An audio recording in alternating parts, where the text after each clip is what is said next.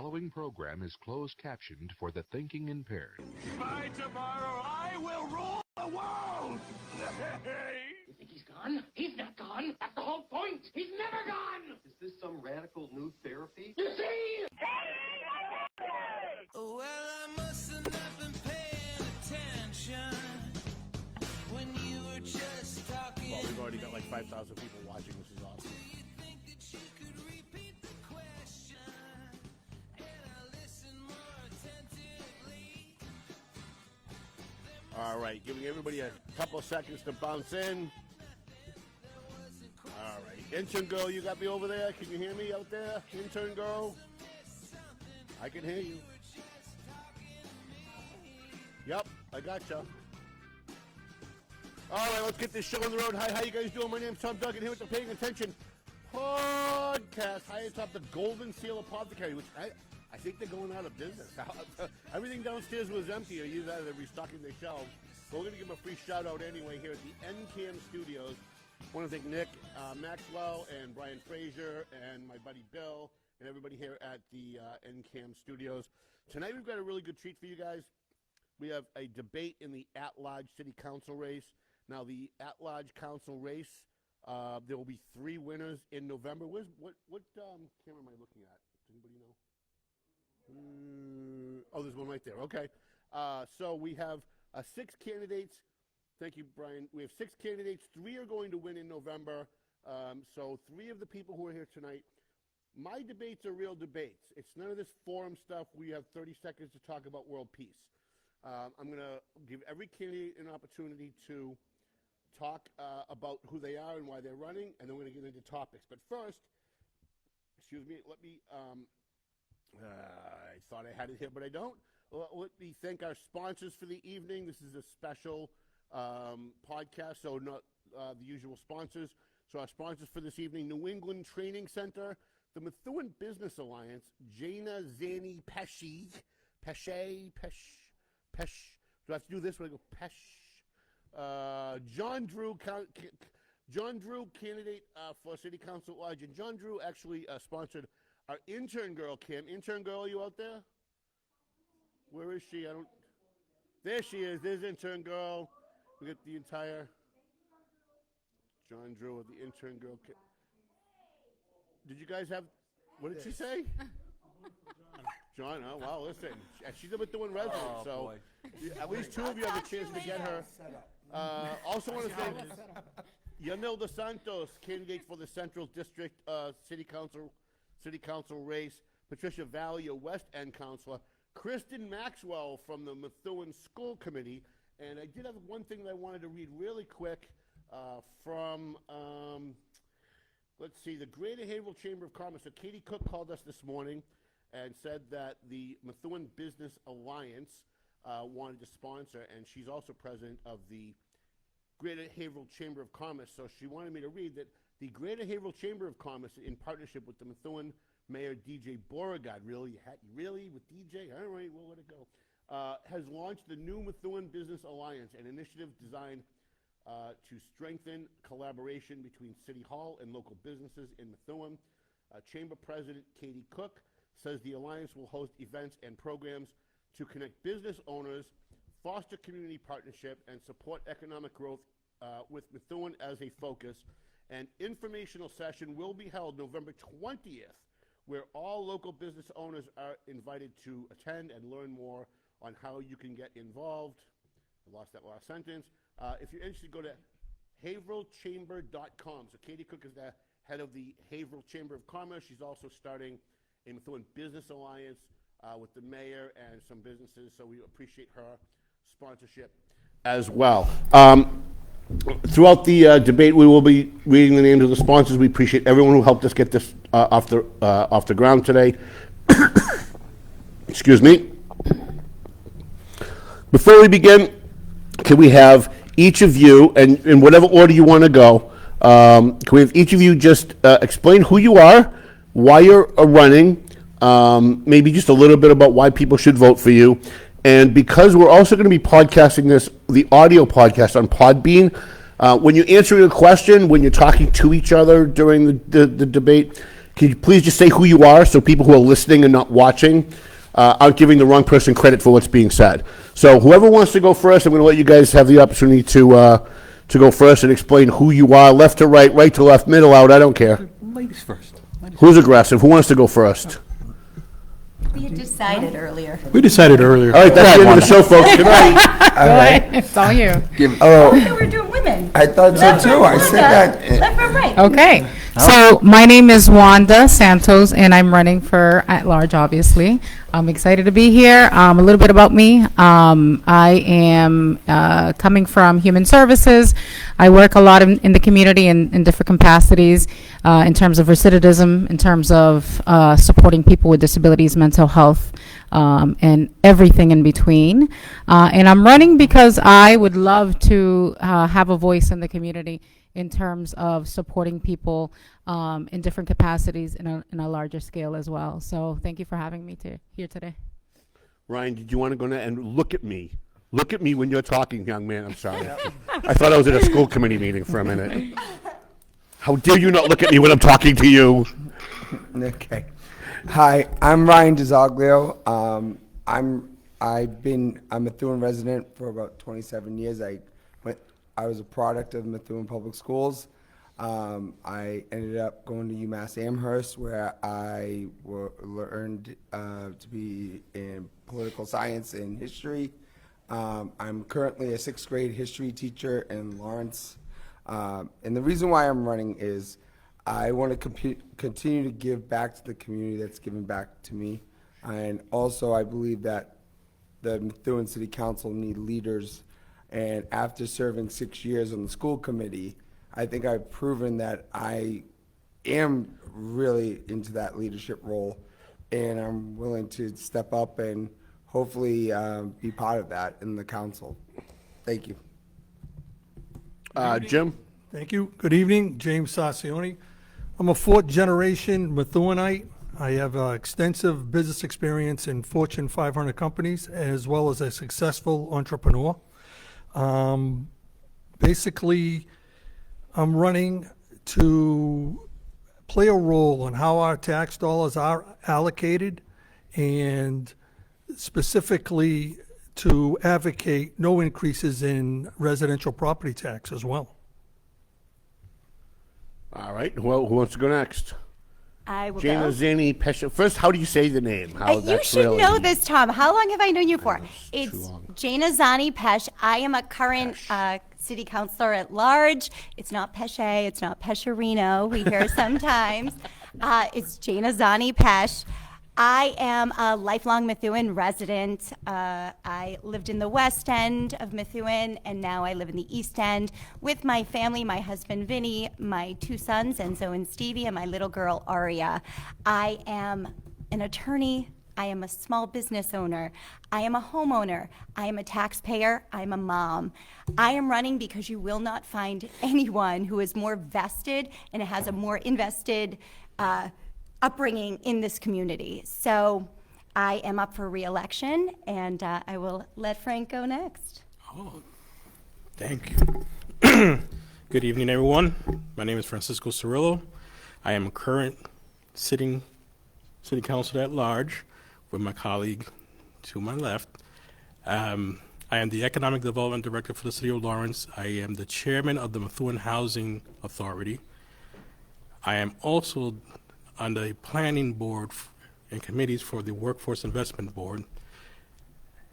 One of the biggest things, I hold 2 masters, one in Masters in Science and Organizational Management and Leadership, a Master's in Education and Mental Health Counseling, as well as former member of the school committee for the district committee for the Greater Lawrence Technical School, and the first person from Methuen to hold the chairship in that committee in over 36 years. I am running for this because one of the biggest things, and I want to say this and be clear about this, I have an agenda. And that agenda is to make Methuen the jewel of the, not just the Merrimack Valley, but of the Commonwealth, to rival even Boston and Worcester. So we want to make sure that we invested in our public safety as well as our schools, and make sure that we are financially responsible.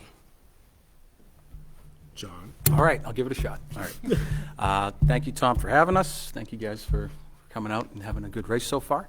My name is John Drew. I am a husband, a homeowner, taxpayer.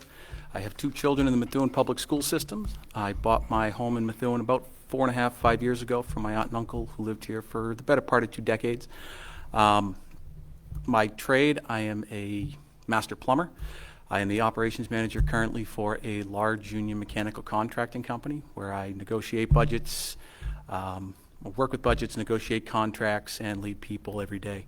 I got into this. I first took my step up at a school committee meeting on April 16th. I was public participation. That was my first dive into this political world here in Methuen. And I saw there was a need in the community, and I decided instead of complaining, I was going to step up and try to help. So I think Methuen is a beautiful city. We are, located pretty well geographically, and we have a lot that can happen, and I'd like to strengthen a lot of that. And I think I bring some interesting dynamic to it. So I think I'm good. All right, so let's get right into things. So one of the things that's being talked about, there's a charter commission. They're talking about changing the charter.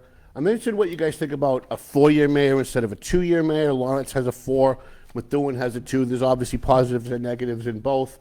Lawrence complains about their 4, Methuen complains about their 2. What do you guys think about a mayor, 2-year term or 4-year term limits for mayor, and any maybe changes you'd like to see to the city charter? I know one of the big things that I've been crying about at the top of my lungs for 10 years is the fact that you guys don't have primaries if there isn't somebody to eliminate. So if you guys all want, I'll take that one on. I just one thing, Frank. I just want to Jim make Sarcione. one little small comment. Does this fall under the No Kings umbrella? No king. What do you mean? Huh? What do you mean? 4 years versus 2 years. 4 I years mean, versus there were no kings in Methuen. Yeah, no king. 4 years doesn't. That's not enough. There's no kings in the White House either. So Okay. I don't want to trigger anybody at home, but I'll go after you. Heather will be outside my house. Francisco Surilllo, and I've been dealing with politics since 2011. That's when you and I first met, Tom. And I will say, to be a mayor in a city, to get things truly done, 2-year terms is not the way to go.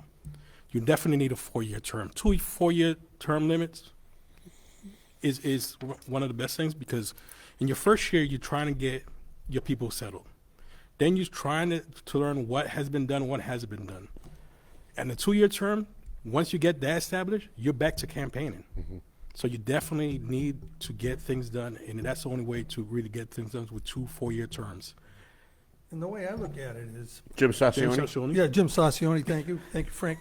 The way I look at it is, if you're doing a good job in 2 years, I mean, you got to get moving. You know what I mean? The rubber has hit the road. So if you're doing good, then there's a good chance you're going to get reelected. If you're not doing well, then we got to put up with you for 4 years. It all comes down to voter turnout, though, right? This is Jana. It's interesting because with the 2-year term, when you're talking especially about mayor, the problem with that is you're in your office. Now, let's say it's their first term. They start office, they establish their, party, whatever, their people, their agenda, and then what happens? The next year, they're campaigning. Now, what happens in that same scenario when they're challenged, and this has happened in the very not-so-distant past, someone announced their candidacy against the current mayor about 2 months into their term. So now what do? Now you're in campaign mode, right? Mm-hmm. And with all due respect, we see how politicians act this time of year when it's election time, right? Everybody treads lightly, so all of a sudden we see a whole bunch of proclamations coming out at the council. And it's a very different mentality. And I go back and forth with term limits because I understand why they're in place, and I'm an advocate of fresh blood, 100%. If people have a problem with 2 4-year terms, then we could stick with the 6. We could do 2 3-year terms, something like that. But in all fairness, voter turnout. If you don't have term limits, get out and vote. You don't want them in office? Vote. Agreed. Vote them out. Well, Jen, I would agree with you. John Drew. John Drew. Sorry. John Drew. Thank you, Frank. Frank's not doing a Jana great job talking moderating. right now. In terms of on the control, can you hear everybody's volume okay? Okay. I Sorry, don't go ahead, want John. anyone mistaking John for my voice. It was very close. It was People close. couldn't figure that out. I He's agree almost as with cute, you. too. Almost. Jana Now doesn't with think the I'm very head. handsome. Now with the head. So I would agree with you that I think the 4-year term is what we need, because you can't really do any policy or any real changes that are going to need to be happen. Because like you said, you have to, campaign a year in. It's not really a ability to put your agenda in place and make something happen. If you get a council that doesn't want to work with you, if you have people that just want to roadblock you, you're not going to accomplish anything. On the 3-year term, you really can't do that, because that becomes on a state level. You have, now you start getting into that state level side of it, so it has to be on that even year, the 2 or 4. So I would agree with the 4-year and having a 2-term limit to it. I think an 8-year mayor is probably pretty good. I think we saw in Haverhill, they had a mayor for 35 years. Forever. Now, would you allow anything, because I've thought about this before, so like right now, let's say with the school committee, we have, you can run 6 years, take 2 years off, and then go again. No, Would you support that for I mayor think as once well? you become the chief executive officer of the city, I think you're done. You shouldn't be able to come back and become mayor again. I think we've seen your vision at that point. You're garnering So you want to put a power. lifetime ban after the 8 years, you too?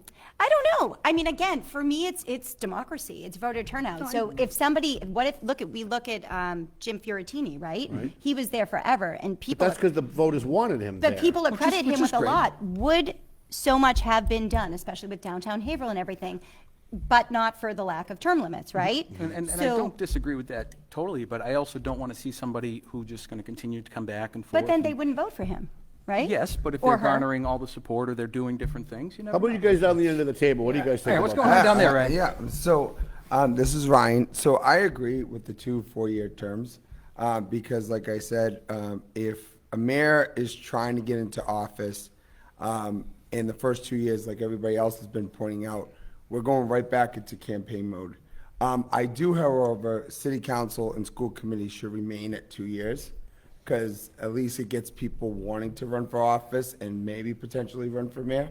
Because if you're waiting for 4 years to run for city council or school committee, it might deter people from running 4 years. Like, I don't want to wait 4 years to take on office when all of these other things, careers, stuff like that.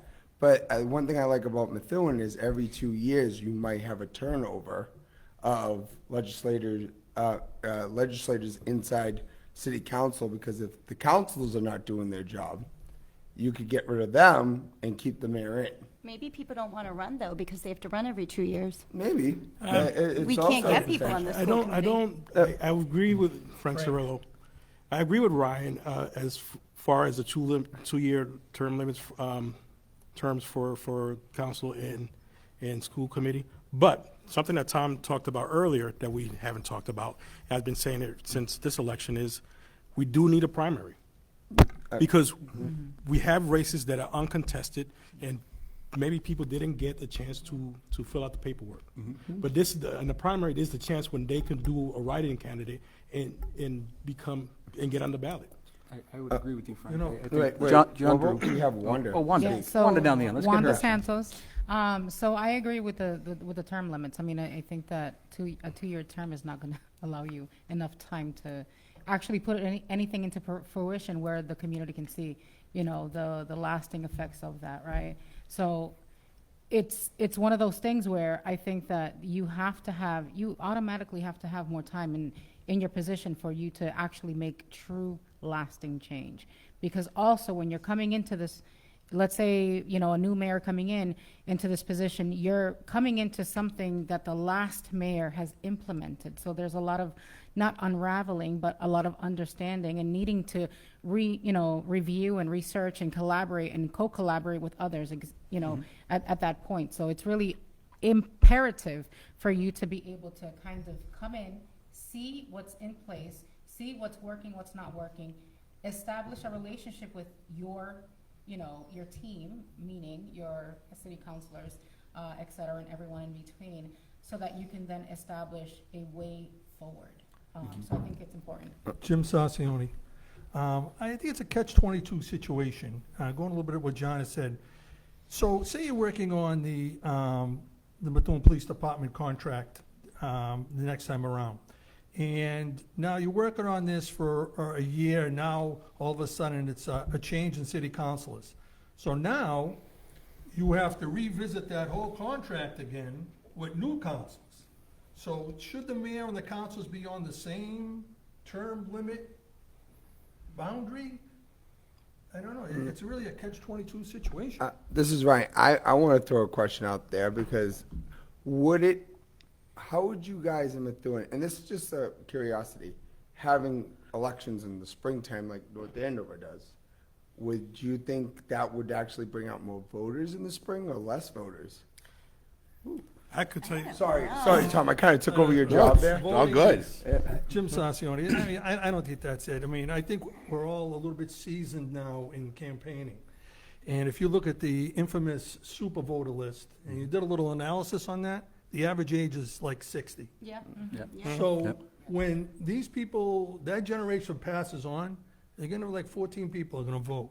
So I don't think it's gonna matter one. And they make it so easy, too. They and do they it do. automatically. But- When my son went to get his permit, he's 16, obviously he can't vote, and they say right on it, do you want to register to vote? And he's like, Mom, I can vote now? And I'm like, no, it's still 18. But they will automatically enroll you, and then, so I don't get it, but people aren't exercising that right, and it's I think silly. with Frank Surilllo, I think with, we switched the mayor's term to 4 years. 4 years for a mayor is going to bring more people out to vote. But every two that you have the Every council, two if you you have the keep it, council. you're gonna have super low turnout. But at the end of the day, in that second year, people are going to come out because it's a mayor's race. More people come out with a presidential Every other, race. but that's what it, Right. I don't know, that's what it is now, right? So we have to, so we have to look at how we get people out. And changing to the springtime is not going to be much of a difference than where it is now. So, to Frank, to get back to your point, John Drew, on John the, Drew. how are you? On the primaries, I think the primaries are something that we should really explore. I can Yes. tell you, and I think Ms. Santos at the end over here can attest, it would be nice being the new guy and having an idea of where you stand. Yeah. To help gauge where you are, so know where you need to work harder. Do you have a viable chance? I think that's a great thing that you can have. You know, I could say it's the last 6 months I've been doing this, it's been a grind, just So do you mean hoping a and wishing and praying that this is gonna work primary out. on a partisan level? No, just a primary. Primary. Just a primary for all. Citywide So primary. the way they did it for Just like we did in Central. And you know, since we had in the Central, I also think if a primary is triggered, maybe we should have just had it for Everyone the should whole have city. Because now One of the it's reasons like- why I asked this is because I actually wanted a seat on the Lawrence School Committee on write-ins because there were two people who turned papers in for 3 spots. And so in Methuen right now, if you had 2 people running for 3 spots, you have no primary, which means the inside politicians get to pick who represents the public. And sometimes when you have people in the community who are business owners, people that are busy, people that are parents, they may want to contribute, but they may not think this is their time until they look and they see 2 people running for 3 spots, or 1 person running for 3 spots or 2 spots. And then they may step forward and run on a write-in in a primary, and now you've got enough people on the ballot in November that people can choose from, and everybody's on equal footing. So that's why I asked. No. I asked because I look at Methuen, and I see in the East End, you have 3 people running for 4 spots that will be on the final ballot, and then 2 win in November.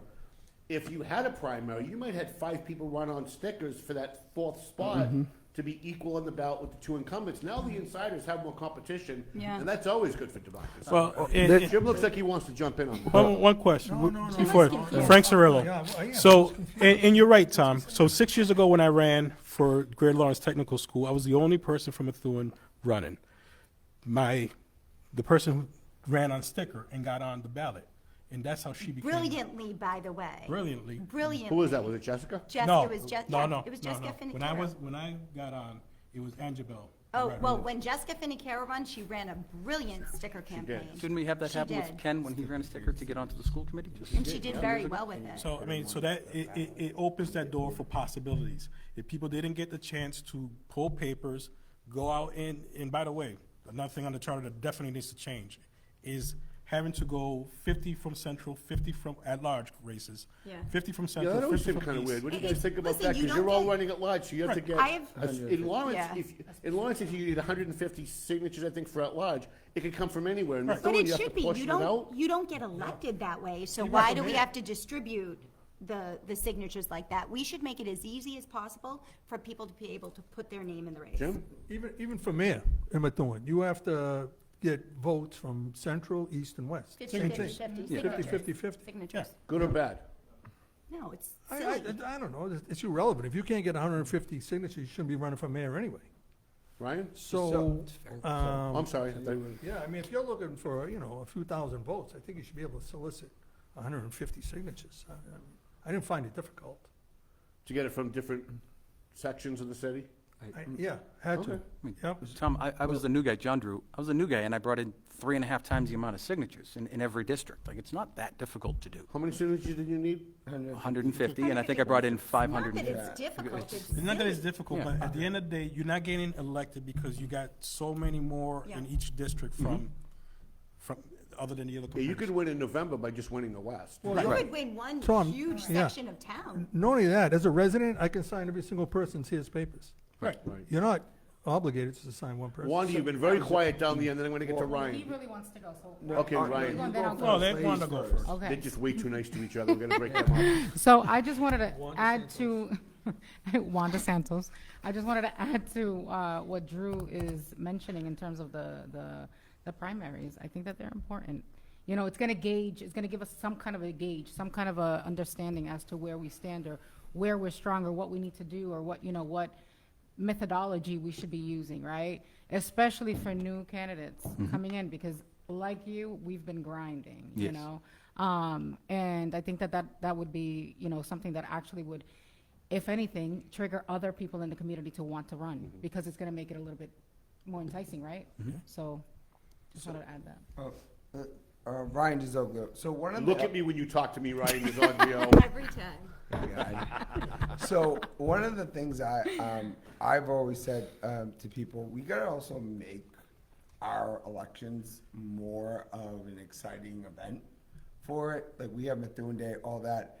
I thought that might have been an opportunity for the candidates to go out, like set up a stage, like the old. Like, I'm a history teacher, so I look into like how old elections used to be a big deal in the city. Like, they used to have them go on stage, have the debates at forums, like in the middle of like a street, have a live event with vendors and all that. But why not? I think that will actually bring people to be involved more instead of reading it off of a paper or Facebook, which we all know how Facebook gets. I think by having the candidates out instead of just walking around and talking, actually bring it involved into the community. I think that's something that would entice people to come out to say, well, we're having an event down at Methuen Day for all the candidates to talk on a stage. I'm going to go down there and see the candidates and see how they are in the public eye. Instead of being behind a camera, let's put them right out in the open, and then on top of it, have the guests give them questions right out in the middle of the Okay, stage. so the next debate that I do in 2 years, I'll rent a spot at Methuen Day, have all you guys get up next to the dunk tank, and whoever loses will get the dunk tank. That would add like an extra. That would actually be layer. That would actually, I might. So did anybody not get a chance to kind of answer this as far as what you want to see in the new charter when they do the charter changes and term limits, 4 years versus 2 years? Anybody else? So I didn't Right. get So we to, can oh, move on. sorry, go ahead. I just want them to actually follow the charter, like like waving off, like especially boards. Like, I guess there's like 10 years you could serve on a board, and then they waive it and allow Well, someone. what to happens be- if you have, the problem is, what happens when you have nobody applying for the But So that was also, the but whole also, I know people that have applied for boards in the past. I know I applied for a board about 8 years ago, and I still haven't gotten a call from it. So I don't want to hear. But also, we all know who was in the mayor about 8 years ago. Wait, six years ago. I think I won that lawsuit. Yeah, you know that one? You remember that guy? Yeah, I'm still waiting for my application to be set. I know Mr. Drew is still waiting to be the city part-time plumber, right? That's a job. When that was available, I did. Yeah. I applied to be the interim, if it was needed, plumbing inspector. And I got But a call. Frank Surilllo, I will agree with Tom. It is hard to get people to volunteer for boards. So They had the conservation board was empty for years. Wanda Nobody- wants in. To say a little bit about this because I've probably applied a good 10 times in the last 3 years with no phone call. So No phone call, no follow-up from no anybody? nothing, no follow-up, no phone call Wow. to 3 separate boards. What boards did you apply for? Just everything I do for work in terms of disabilities and things like that. So, All right, we're wrapping this up. Go ahead, Ryan. Yeah, but on top of that, if all of a sudden, just say those boards weren't available, they should have called her back Absolutely. and said, hey, listen, 100%. we don't have this board for you, but we have a position for this board. Yeah, that you didn't apply Absolutely. for. You're gonna apply for it. The problem is Methuen doesn't do that. Engagement They with the don't. people. They don't allow, they like to keep people in certain spots for the longest time, and they find excuses for keeping them But, in those spots. Frank Cirillo, and sorry, Tom, I'm going to close Yeah, on go this. ahead. See that? We gotta. So one of the things is you got to also remember, the council confirms who gets sent, but is the mayor's office who makes the appointments. So whoever's in office at the time is making those determinations, and that's the unfortunate part. so Wanda Santos again here. I think that Yes, Wanda Santos over here.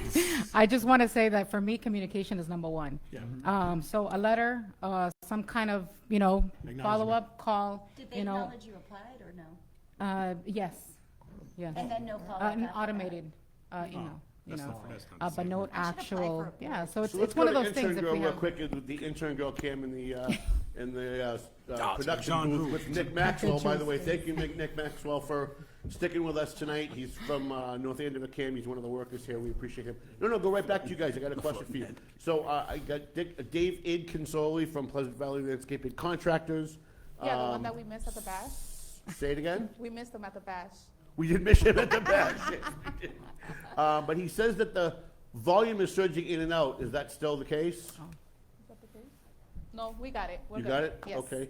Do you have a question there? Because we did put out questions for the audience.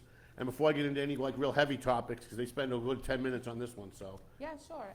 We have a really good question from Lee, DC. It says, what are their opinions on the discussion about the Searless property? Searles. Searles is Searles, sorry. That's it. Searles property. What do you guys think about the Searles property? For those of you at home, the Searles building, it's an old, antiquated building. It's the old castle, and it's been under private management for a long time. The city, I guess, is now taking it over. They're looking to flip it. There's all kinds of ideas on what to do, what not to do. What do you guys think? Jim Sarcione. Yeah, Jim Sarcione. Clearly, again, being a fourth-generation resident of Methuen, my commitment and loyalty to Methuen really cannot be challenged. So very simply, preserving the history of Methuen, whether it's the walls or a facility like the Searles Estate, I'm 100% on board. But I do feel that there has to be some cash flow derived from that area, some tax revenue somehow, and within that process, that whatever deal is made there, I think they should be funding the restoration of that Searles facility, if it makes any sense. That's just my opinion. Frank Cirillo. Actually, no. I'll go later. Go ahead. I'll leave it for some. He wanted to say his name. That's all right. All right. Whatever works for you. Who's next? Can I chime in? So Jana Zanni Pesce, I was obviously on the council when this went before us, and How did you vote? So I voted yes for so to be fair, the first time, remember we had that whole debacle, it No, failed. we got to pretend that people at home don't know what you're talking about. So the first time it went before us, I was actually leaving for Italy. Were you on the council at that point? No. So it went before us, and they had a lack of votes, and it actually failed the vote. So what was to the vote? acquire it. It was it was the vote to acquire the property. To purchase the property? Yes. Okay. And then what happened is they ended up reconsidering, and that was the whole debacle I was referencing with the attorney giving an opinion on who could motion to reconsider and all this jazz. And then it went before us again. I was at that meeting, and I will say this, and I voted yes, but I feel a little duped, and I've said this publicly, because when it came before us, and I actually recently went back to look at the presentation, because I feel like I have a pretty good memory, and I said, man, am I really, everybody kept telling me, we didn't buy this to keep it. We didn't buy this to keep it. We bought it to be a steward, to make sure it didn't fall into the wrong hands. And this is what's been spun all around town. And I'm confused by that, because it's not how it was presented to me. It wasn't how I understood it. Like Jim said, I remember even at the meeting saying, listen, I'm so happy this is before us. I grew up here my whole life, hearing stories about how we lost the Tenney Castle, how we traded that monument, the Washington Monument or whatever that we had to California, statue, whatever it's called. So I was happy to do this. They also presented that evening an 18-month plan. We were going to get community input. Now, it was Mayor Perry at this time who presented this. And they had entered into a P&S. They were looking for our approval. And they had this plan, and a couple of the counselors, I now agree what they were, I understand what they were saying, because they kept saying, well, there's no plan, there's no plan. But I heard that there was a plan, because how do you initiate a plan without brainstorming? So I heard the brainstorming, and I saw the vision.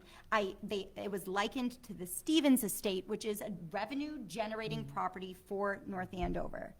My issue now with this whole flip idea is, how do we protect this property? I have said repeatedly, we need access to the property in perpetuity. How do you do that? We would need to negotiate some sort of first right of refusal or something. And I haven't seen anything yet. We have the RFP out, and this whole thing has just got blown up, and nobody knows, nobody thinks we can keep it, and nobody knows how to save it. So now we're just kind of stuck. Frank Surilllo. And I came after the property was purchased by the city. And there was no plan. Jana is correct. There was a lot of talk about preserving the property, and I am in agreement. The property needs to be preserved. 100%. For the history that it brings and the history that it will bring to our kids moving forward. But when you acquired the property, it became city property. And that's a process when you are disposing of city property. So when I came on, there was all this talk about how we're going to dispose of property. Well, the community talked about keeping the property. That was what the community talked about, and different avenues that they can do. When I came on the council, and I put it on the agenda, that was the first thing I put on the agenda. I didn't ask anybody to co-sponsor with me, because I wanted to know what the process was that they were going to use. Because I'm certified from the OIG's office on acquisition and disposition of properties. That's what I do for a living, on day in, day out basis as well. And any property that's 2,500 square feet, when you're going to dispose of it, it has to go be put on the central register. Any property that's $35,000 and up automatically goes through an RFP process. So when I was talking about this at the council, and talking about this, it became foreign language. And if we're doing this, the council shouldn't have been, for the first time, hearing of a declaration of surplus, or the fact that they get to put conditions on as when they're declaring surplus. So these are the things that I was seeing as an error coming in. Because when I'm making a recommendation of acquiring a property, I know that we have to, if it's a building on it, I know that we have to put insurance on it. I know that we have to maintain it. I know that we have to put a fire watch. I know that we, depending on the building, we have to put public safety, police involvement. And none of that was stuff that was presented to the council when they were acquiring the property. Well, a little bit of it. A little bit of it was, but like police presence and yeah, cameras. but it was not something that I saw when I was looking at any of the things. So now, yeah, we're acquiring a debt, but there is huge possibilities with the property. We could put venues there, clean up, acquire, get grants from historical parks. So you're in favor of the city keeping the property? I'm the only one saying we should keep it. I would love to keep But it. we did, but It just needed to be revenue generating. Exactly, and it's generate revenue. Ryan looks like he's trying to get in. Yeah, so I totally agree with what everybody's talking about. Again, I'm going to give credit to my girlfriend. My girlfriend comes from Centipede, New Hampshire, and where they have properties like this up there, where in the middle of winter they have ice skating on that pond that's right out there. They have vendors. I think it's called the Winter Classic up there. My girlfriend's in the audience. What is it? Winter Carnival. You could probably put a little carnival there. A venue for weddings. And I get it. These are all ideas down the road because you have to get it up to ADA compliance. You have to do all these things. But what you need is also a group of people with imagination. And I think that's the problem with Methuen that lacks is an imagination. And funding. But you know what? But but what happens is you get the right people to apply for grants. You guys are all saying it, and I get it. We don't have, this is not the old rich town that we have where we could pop donors and give millions of dollars to reserve. But if you really, this is what makes me, what's the word, arrogant in a way, saying if you really truly believe in it, you can accomplish it. And also the constituents want it in Methuen. And as counselors and as elected officials, and I get it, I don't want to put the city into a bankruptcy either of spending millions and millions of dollars on a property that we're not generating revenue, but at least try. At least, and I feel like it was, we had this plan because my girlfriend and I sat there when they were presenting it, but at the same time it was like, I don't think they do. And then 18 months. It was supposed to be 18 months. It hasn't even been 18 months. Yeah. And we haven't seen anything. Wanda, you want in on this? Wanda Santos. I just recently toured the estate.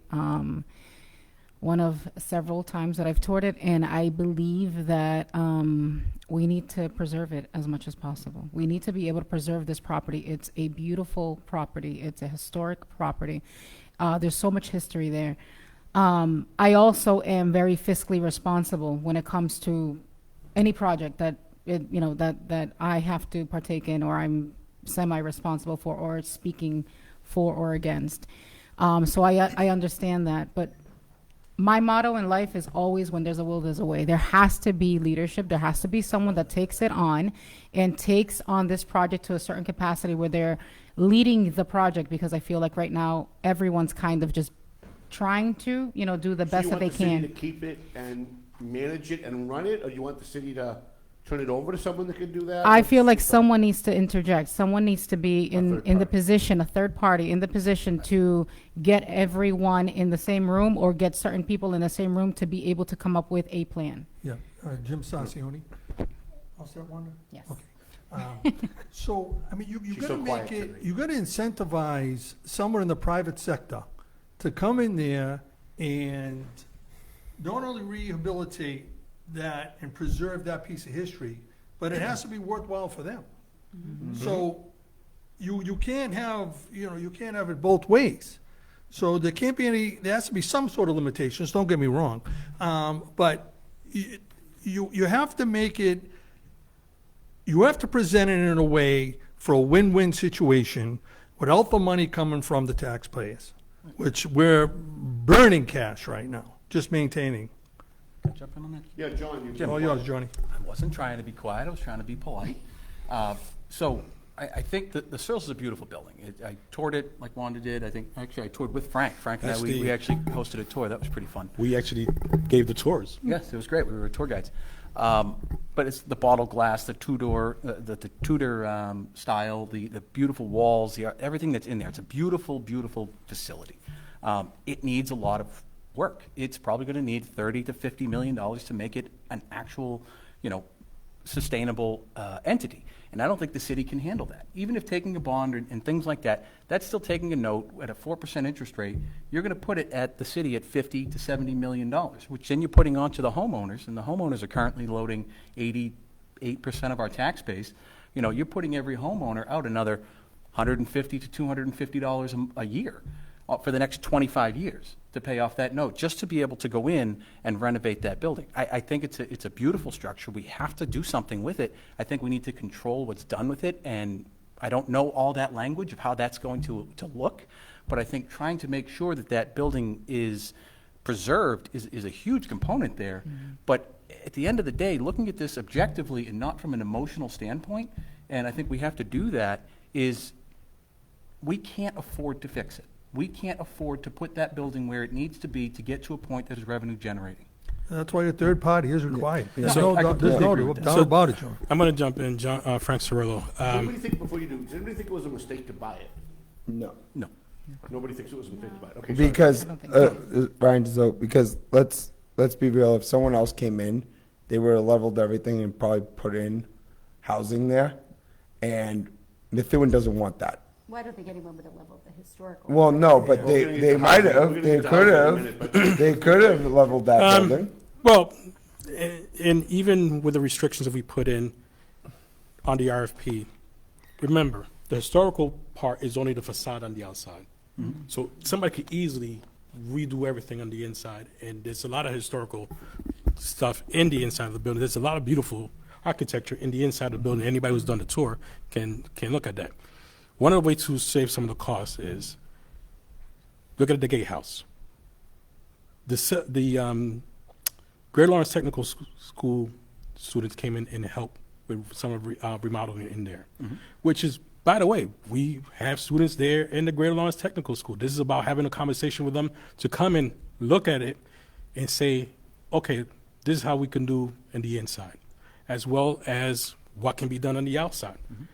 That's cost effective to the city. Absolutely. So I graduated from Greater Lawrence Tech. We had a house we did every year. We would always go So out these to are a house. projects that they do. I think that Our audience project says that the has- closer you pull the microphone when you're talking, the better they can hear you. the with that building, you know, I'm in commercial construction every day.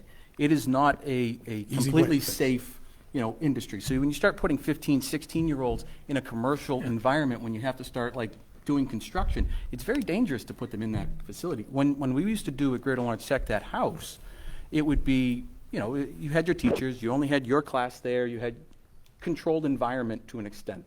When you start getting into commercial construction and having to do that work and that renovation, you never know what you're going to get into. There's asbestos in that building, you don't know. There could be lead paint that you don't know. And now we're going to suscept putting Bring children it up to code. I mean, I'm not, you know, so, chances of doing that. So Professor Surilllo, I there don't was- disagree with you. So everybody agrees that buying it was a good idea. Yeah. Does everybody agree with the fact that we need to farm it out to a third person to take care of it? Well, I think that's the number one option, unless you can, I- there is no number two option, Well, I but feel like it can be a hybrid. I agree. Yes. I agree. So like, I Partnership. could see something, because I, like Frank, I want to keep it. Just because I want to keep it doesn't mean that We'll I'm keep going to, that we're going to keep it. We have to be open-minded, especially on sitting on the council, right? And that's why we did the RFP, and I even suggested broadening it a little bit, because I wanted to entertain, I wanted to see, I'm not a developer, I'm not a commercial contractor. I want to know what ideas there are, right? Bring them to us. Now, as an attorney, my suggestions would be the part of a hybrid, like I mentioned briefly, you know, some sort of right of first refusal or something, because my concern is if we sell it outright to a third party, what happens then? Even if it's something that has, you know, a trust that keeps recycling the money and it's self-funding, what happens 20 years down the line, 50 years down the line? I can tell you firsthand, if a bankruptcy is ever declared in a trust, it's all gone. Now we're back in square one with no rights. So we need to protect it as much as we can. Do I think we can afford? I don't know if it would cost 30 to 50 million. I don't think we've got any estimates. I mean, that seems crazy, but I don't know. Trumpet at the Yeah, bit. I don't know. Because doesn't the state own the gatehouse? Do they? The state actually owns the gatehouse. That gatehouse is actually funded by the state, not by the town. The DPW does not take care of the grounds in that gatehouse. We're talking the one right outside City Hall, right? Correct. They do raise money, though, Yeah, through the I city bet to it's fix it, too, so I don't know. Yeah, believe it or not, that the state has their hand in there, so I don't know if that's another option. Is there some sort of state historical component? Well, we It's have, just such a big Right. state, Right. you know? Right. I thought that the state owned Great Court. I didn't know if they owned the Yeah. Attorney Gatehouse. Both. Both? Oh, because I know the Historical Society Yeah. runs the Attorney Gatehouse, if I'm correct. And that's another Yeah. thing. I would say, like, let's talk to the Historical Society. And also, there is a state historical, I don't want to say society, but they do issue grants. Correct. I know that I like to, my girlfriend and I go actually travel to all historical sites around Massachusetts. And we actually talk to the local leaders of how they do it, how they raise money, how they do. My girlfriend gets mad at me because we're supposed to be walking around and I'm talking to local leaders about how they do historical stuff. Because Methuen was here before America was. We are a historical town, and we need to capitalize on that historical componment. Yeah, I'd like to know what our state reps are doing in this area, right? What research are they doing? What effort are they putting in? Probably state waiting to level. see what we do. Yeah. So it's, and that's a good question, but the unfortunate part. Frank Surilllo. Frank Surilllo. Thank you, John. You got it, buddy. But let me tell you, just before I continue, I like this group of candidates. By the way, it is a great group of candidates. A lot of times you get a group and there's at least one or two people that everybody wants to make sure they don't win. And so they're voting against someone or voting for someone. We have not had that this year. All 6 of these candidates, I have to say, are really good candidates. It's a love fest, I think. Well, it's not good sell. It's not good crazy. But this is a local thing. This is where the council runs. This is not a state where the state delegation chimes in. Because remember, when the state delegations chime in on something, it's because they're making a statewide thing. Right, that's what I was wondering. Do they do that historically in other towns and across? No, this is where we could. I'm sure they could advocate they for us could at the state advocate. level for grant money. But they have to see what we're doing with it. Correct. They want to see the plan that we put don't forward. really know. So in the end, we need a plan. We have to Yeah. we have to In do the something. end, we need a plan. All right, wrapping this up. Anybody else have anything more they want to say about the soils? You look like Wanda. You have Wanda Santos. Wanda Santos. Wanda Santos. He just Thank likes you, saying Tom. your name. I know, I think you do. But I was just going to reiterate the same thing. We just need a plan. And we need a plan because the community's building a plan if we don't, create a plan of our own. Because I think that it's a very sensitive subject, obviously, and it's something that, a lot of our constituents are just very passionate about, and they want, Correct. some guidance, right? Or some answers. So not having a plan is not good.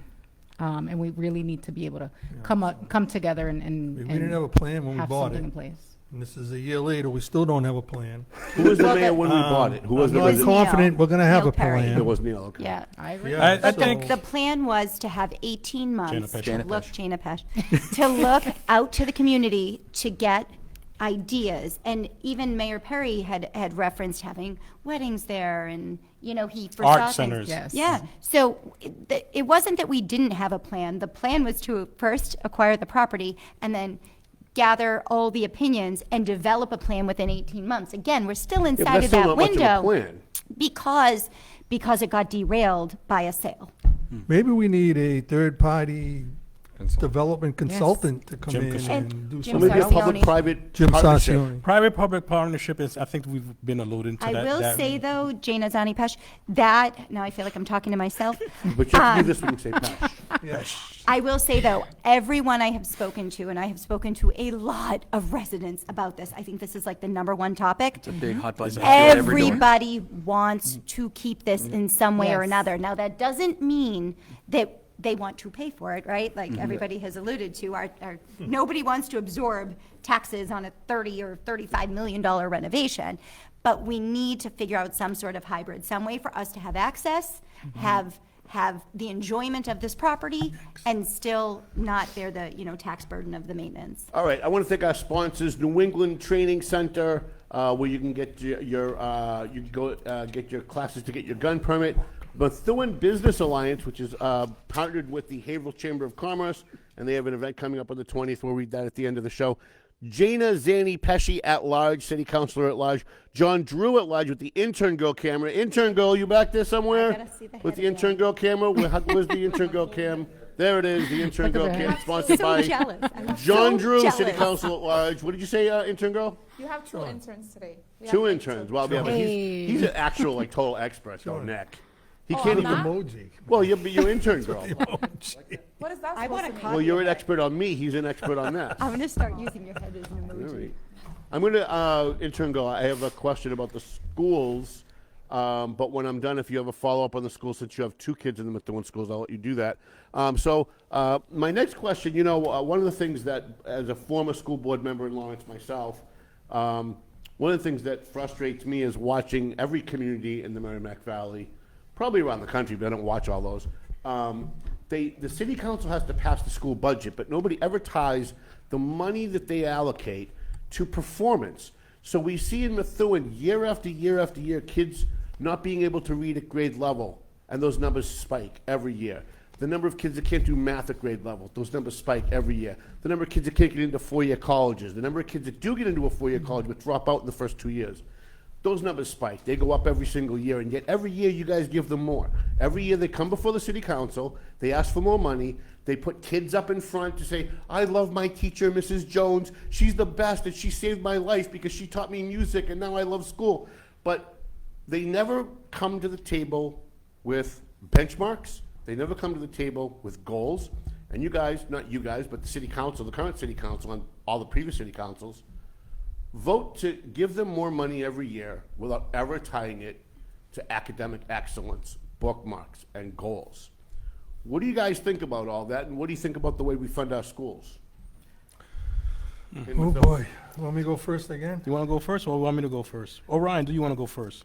I don't think I even like the I think we could go. Jim Sarcione, why I break the record. Anybody, by the way, before we start, anybody here get endorsed by the teachers union? I did.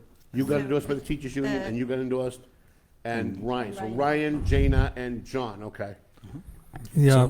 I expect your answers to pander to. Tom, Okay. who did? Can you guys say who got endorsed? Yeah, it was John Drew, Jana Ryan Zanni Dizoglio. Pesce, and Ryan Dizoglio. All right, who wants to go first? Sorry. Okay, so James Sarcione.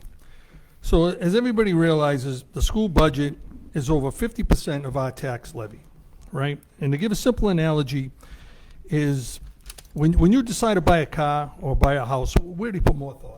What more factors to consider, right? Obviously, buying a house is your business expense of your lifetime. Well, the city has to treat the school budget in the same fashion, right? It has to be scrutinized. Now, does it necessarily mean cutting the school budget? No. Does it mean maybe repurposing, reallocating funds from one area to another, maybe consolidating some redundant services across other departments, and maybe funnel that money more to teachers, maybe to improve the statistics you're talking about? I mean, one of the biggest problems we have right now, because we have a shortage of teachers, is our teacher to student class ratio. It's way above the norm. So maybe that, has a role in it. But, you can't always 100% blame the school, right? I mean, Why not? what about parenting, right? Are you making sure your kids do their homework when they come home? Yes. I mean, Yes. That's what they should it's going to be a combination of things. I mean, I'm a 100% statistics guy. I used to, when I was running in that special election, went to the school committee meetings. They have their stats. They pull out their stats, how many incidences every month, and different things. Do you trust their stats? Excuse me? Do you trust their stats? No. Well, I don't know where the data's coming from, so it would be negligent for me to say I trust it or I don't trust it. I have to see where the data pool is. But I'm 100% about, but what does that mean? There's so much funding going on. There's funding for transportation. There's funding for special needs. There's funding for teachers. I mean, there's all kinds. I mean, we're talking millions. What, $50-something million? 100 right? Is the school budget. So where is the problem? What's contributing to that educational deficiency? So, Well, Ryan, you're sitting on the school committee. You got the endorsement of the teachers union of all So- people. So let's hear what you have to say on So I think there's many factors that go into it, especially I'm also a teacher. And one of the biggest problems that I have as a teacher and a school committee member is the chronic absentees. So a kid could come in to 100 days and miss 100 days of school, and they'll still pass them on to the next grade. And what happens is as he goes through or she goes through, they're not meeting grade level. And then what happens is they'll slap on an IEP or 504. So they become special ed. But really it's not a learning disability. It's the fact that they're not coming to school. And How about we just not pass them from grade to grade? exactly. But the problem is if you have too many people staying back, the state comes in and says, why do you have so many kids staying back? But also the school district, because before when I was growing up, they had truancy policies where if I miss 7 days of school, they called my mother and father and said, why is Ryan missing 7 days of school? They don't do that anymore? They don't do that. And I can tell you, I know my district does, what I work in. I don't know if Methuen does, because you can't even send police officers anymore to do wellness checks because the state stopped that from happening. So if I'm correct, we don't send police officers anymore to people's houses because they might be afraid that police officers are going to their houses to wondering why their kid's not in school. So why aren't we tying, and you sit on the school committee now, if you win, you're gonna be on the city council. Why aren't we tying the money that the city council has to vote on to go to the schools? Why aren't we tying that to benchmarks and goals and tying it to academic excellence? Because it seems to me that the schools care about transgender bathrooms and cisgender this and all this other stuff, but they can all rally for a book that they're gonna claim that's gonna be banned, but they can't seem to rally for academic excellence, making sure kids can read at grade level, make sure kids can do math at grade level. Now you know why the teachers, Jim Sarcione, now you know why the teachers union did not endorse me, because, I'm a hard advocate of the opposite of all that. But let me just say one thing about my own experience. I've had 3 children through Methuen Public Schools, K through 12. My first 2 children went on to Division I colleges, got their masters, and they did excellent. And but my son, great kid, got his own business, and school really wasn't for him. But I know that there's some ownership on the children that to educate. So, right. Frank And I Surilllo. think that ties into the absentee thing. If you're I'm not gonna going to school, I'm gonna it's jump not in. important. Thank you, Jim. I'm gonna Sorry, jump in Frank. because I'll get back to both of you. I know you both have more to say. like Jim, I had 3 kids that went through my 3 youngest went through Methuen Public Schools. I got 2 grandkids currently in Methuen Public Schools. Both of them with IEPs, not being met for the last several years. I leave my daughter to work with the schools, because when I work with the schools, it becomes a whole different avenue because of my position. And net school spending is something that we have to fund. But tying into benchmarks of education is something that needs to be done at the school community level. But they're not doing it, and so you're the that's last gap. and that's where I find the problem, and that is not being done at the school committee. And then there's this catchphrase that everybody loves to say is called day-to-day operations. That's not within your privy. Guess what? When you're the boss of that person, it is within your privy, because if and I'm not going to say the funding superintendent is within your purview, right? And so if the funding is within your purview, everything's within everything your is purview. within your purview. So if we're cutting services and we're not checking to see if the kids are reading at grade level, there is a problem with chronic absenteeism. This is not new. This has been before even COVID. What are we doing to recover those credits? What are we doing to support the kids to make sure that they learn it? When COVID hit, and I remember this very clearly because we were dealing with chronic absenteeism prior to COVID. I sat at a meeting as a member of the Governor Latino Advisory Committee when the Commissioner of Education came before us to give us his presentation of how schools are working. The first thing I did when they gave me the opportunity to ask was like, so we had a problem with chronic absenteeism before COVID. I'm aware of several school districts right now that are not taking attendance. I'm aware of one school district where 13 kids are not accounted for. So if we have that problem, Totally unaccounted for. totally unaccounted for. So what are we doing to preserve that? What are we doing to make sure that the kids are getting what they need? What are we doing at this level? The only power you have is the budget. That's why I tied it to the budget. And this is where it ties in. What we talking about the budget and everything. And I remember, Jana, we sat there when we were being blamed for a budget we still hadn't seen, because we'll wait till it comes to us and then we'll go over every detail. And the first thing I said is, if you're bringing me a budget that's not balanced at your level, and you're not bringing things before us that's correct, the first thing you might get from me is calling a vote of no confidence on your leadership.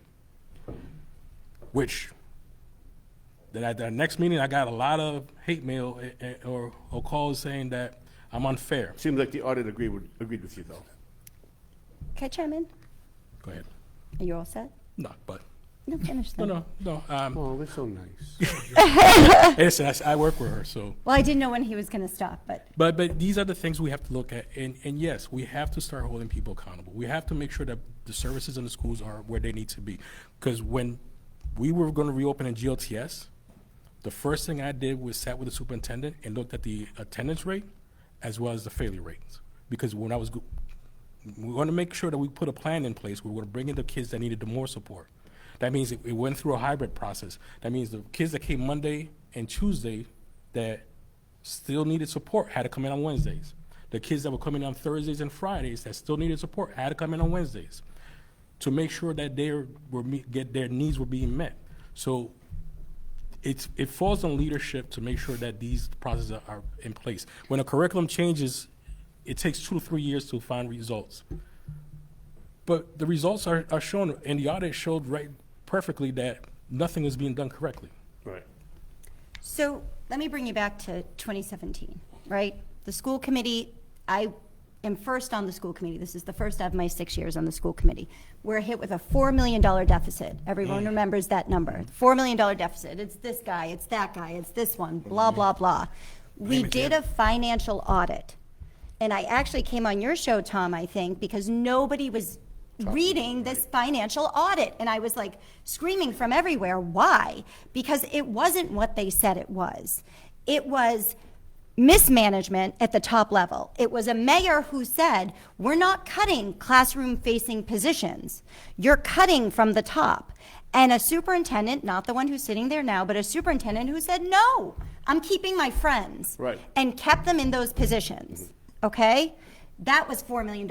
It was $4 million of grant money. I think there was almost $600,000 of grant money. It just wasn't used. Right. Okay. This is my first 3 months But the sitting on the school superintendent board. came up under that Hold on. superintendent. So It's I'm not going to tell changing you, anything. yes, it was. And this is where I'm going with this. Okay. Now, coming on to this, we tied, I was part of the hiring this superintendent, and there was another candidate as well.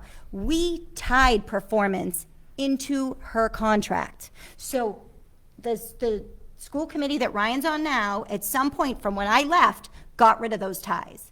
We tied it to performance for MCAS testing. We tied it to performance for literacy. They got rid of that in the new contract. So it was there. At some point, I don't know what happened. But if you go back and watch those meetings, literacy was huge for me. The numbers kept declining. And the superintendent, one of my last presentations of the budget, was and it was Mayor Neil Perry again, and she's presented and said, no, I can make this number. And I don't remember what the exact percentage was now, but I can make this number. And we all looked at it. Brian, you were on that with me. It was like 80%. Yeah. But you're on the city council now, and the So schools come here's- before you now, Yes. and they ask you to give them more money now, But we and can't, nobody ties it to because the we can't earmark it, Tom, and I've said this to you before.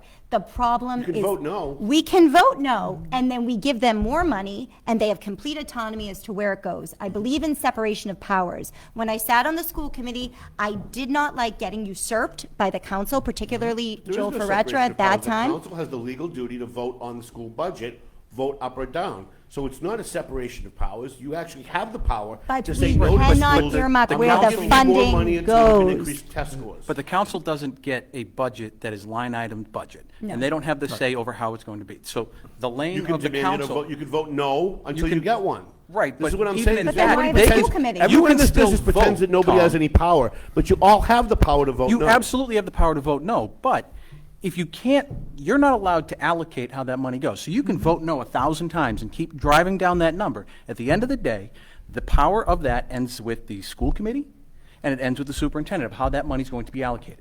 Nothing is going to be done on the city council level that's going to say, oh, well, we saw that line item, we want this cut. Well, they don't have to cut that. They don't have to listen to that position. You can say we're going to keep cutting your budget, but when you get down to it, you don't line item the budgets. Am I wrong? No, you're Council? correct. You know, But so even worse than that. When you get into it, and you start talking about it, I was one of those people in April that got up, and this is the whole reason I got involved was because they were talking about cutting 80 positions in the schools. I stood up at the first meeting on April 16th, and I spoke to the school committee. Talked about my experience with the schools. I've had a great experience with the schools. I have 2 children in the school system. They are thriving. They're doing a great job. My son is a pretty well-mannered 12-year-old for all in best you can. But at the end of the day, I'm part of the PTO. I was on the school council at the CGS. I'm an involved parent. I talk to my teachers. I talk to my principals. You know, I know there are parents that don't get involved. They aren't part of that. And one of the biggest gripes think that parenting is the schools huge. have is their concern that parents aren't engaging with the schools. Agreed. Now, we can sit here and we can say that the school budget is wrong and all this stuff, but at the end of the day, I think the biggest part of government is everybody understanding what lane we're supposed to stay in. I can only take so much and say, we're going to cut your budgets by this much, and they aren't going to have to allocate what you do. Tom, and the But I worst, think- but I the think worst you're is yet conflating to the come. issue. What I'm talking about is you vote no on their budget until they can show an increase in reading at grade level, math at grade level. I'm not talking about line item cuts. I'm talking about holding them accountable. If I own a car factory and 80% of the cars that come off that line don't drive, I lose my job. The people working for me lose their job too. If somebody comes to me in quality control and says, we're not paying you until at least X number of cars that come off that line work properly, read at grade level, math at grade level, then we're either going to be out of a job or we're going to produce. And that's what I'm asking from the city council. But that's at the purview of the school committee to have to hold them accountable. If We we're can't not- hold them accountable at the city council level. That's not the purview of the No, council. but if we do that in the way you're saying it, remember, we talk about education and we talk about performance based and it takes a couple of years for that. If we're not meeting our net school spending, that we also face the possibility of a state takeover of the schools. Tom, a lot of this So too is, these are the things- this comes from the state, right?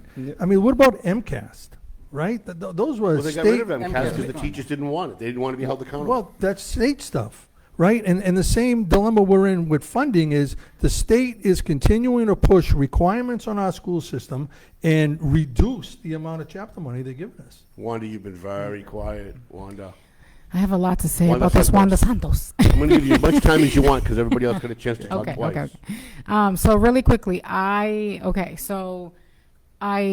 wear several hats in the community currently, and I'm constantly talking to families.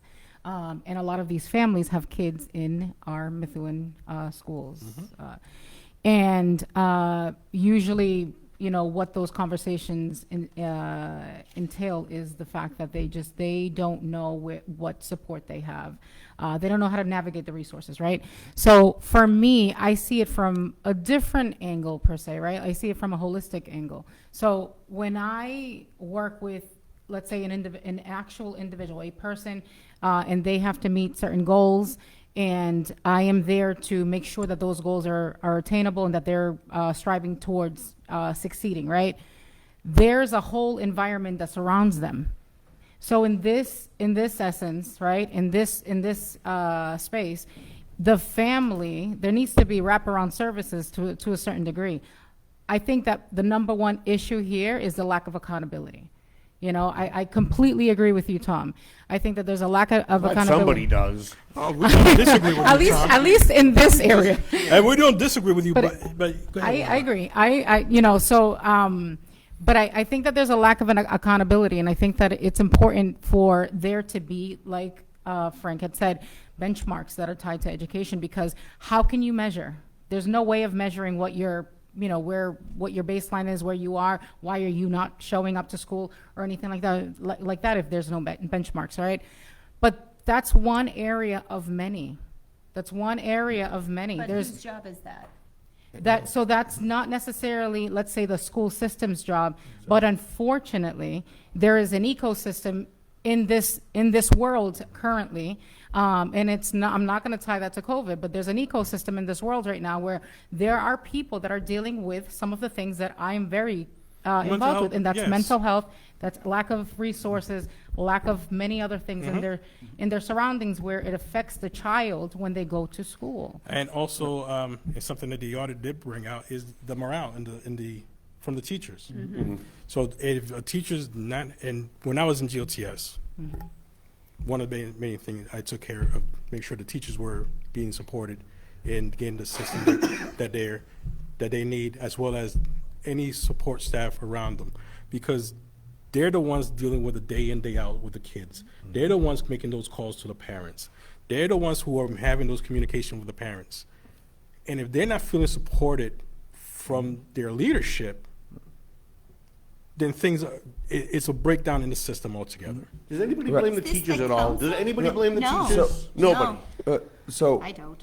So, Ryan Dizoglio. I think when it comes to teachers, and I am a teacher, from being right now being in districts where we are overwhelmed, and again, we choose to do this job.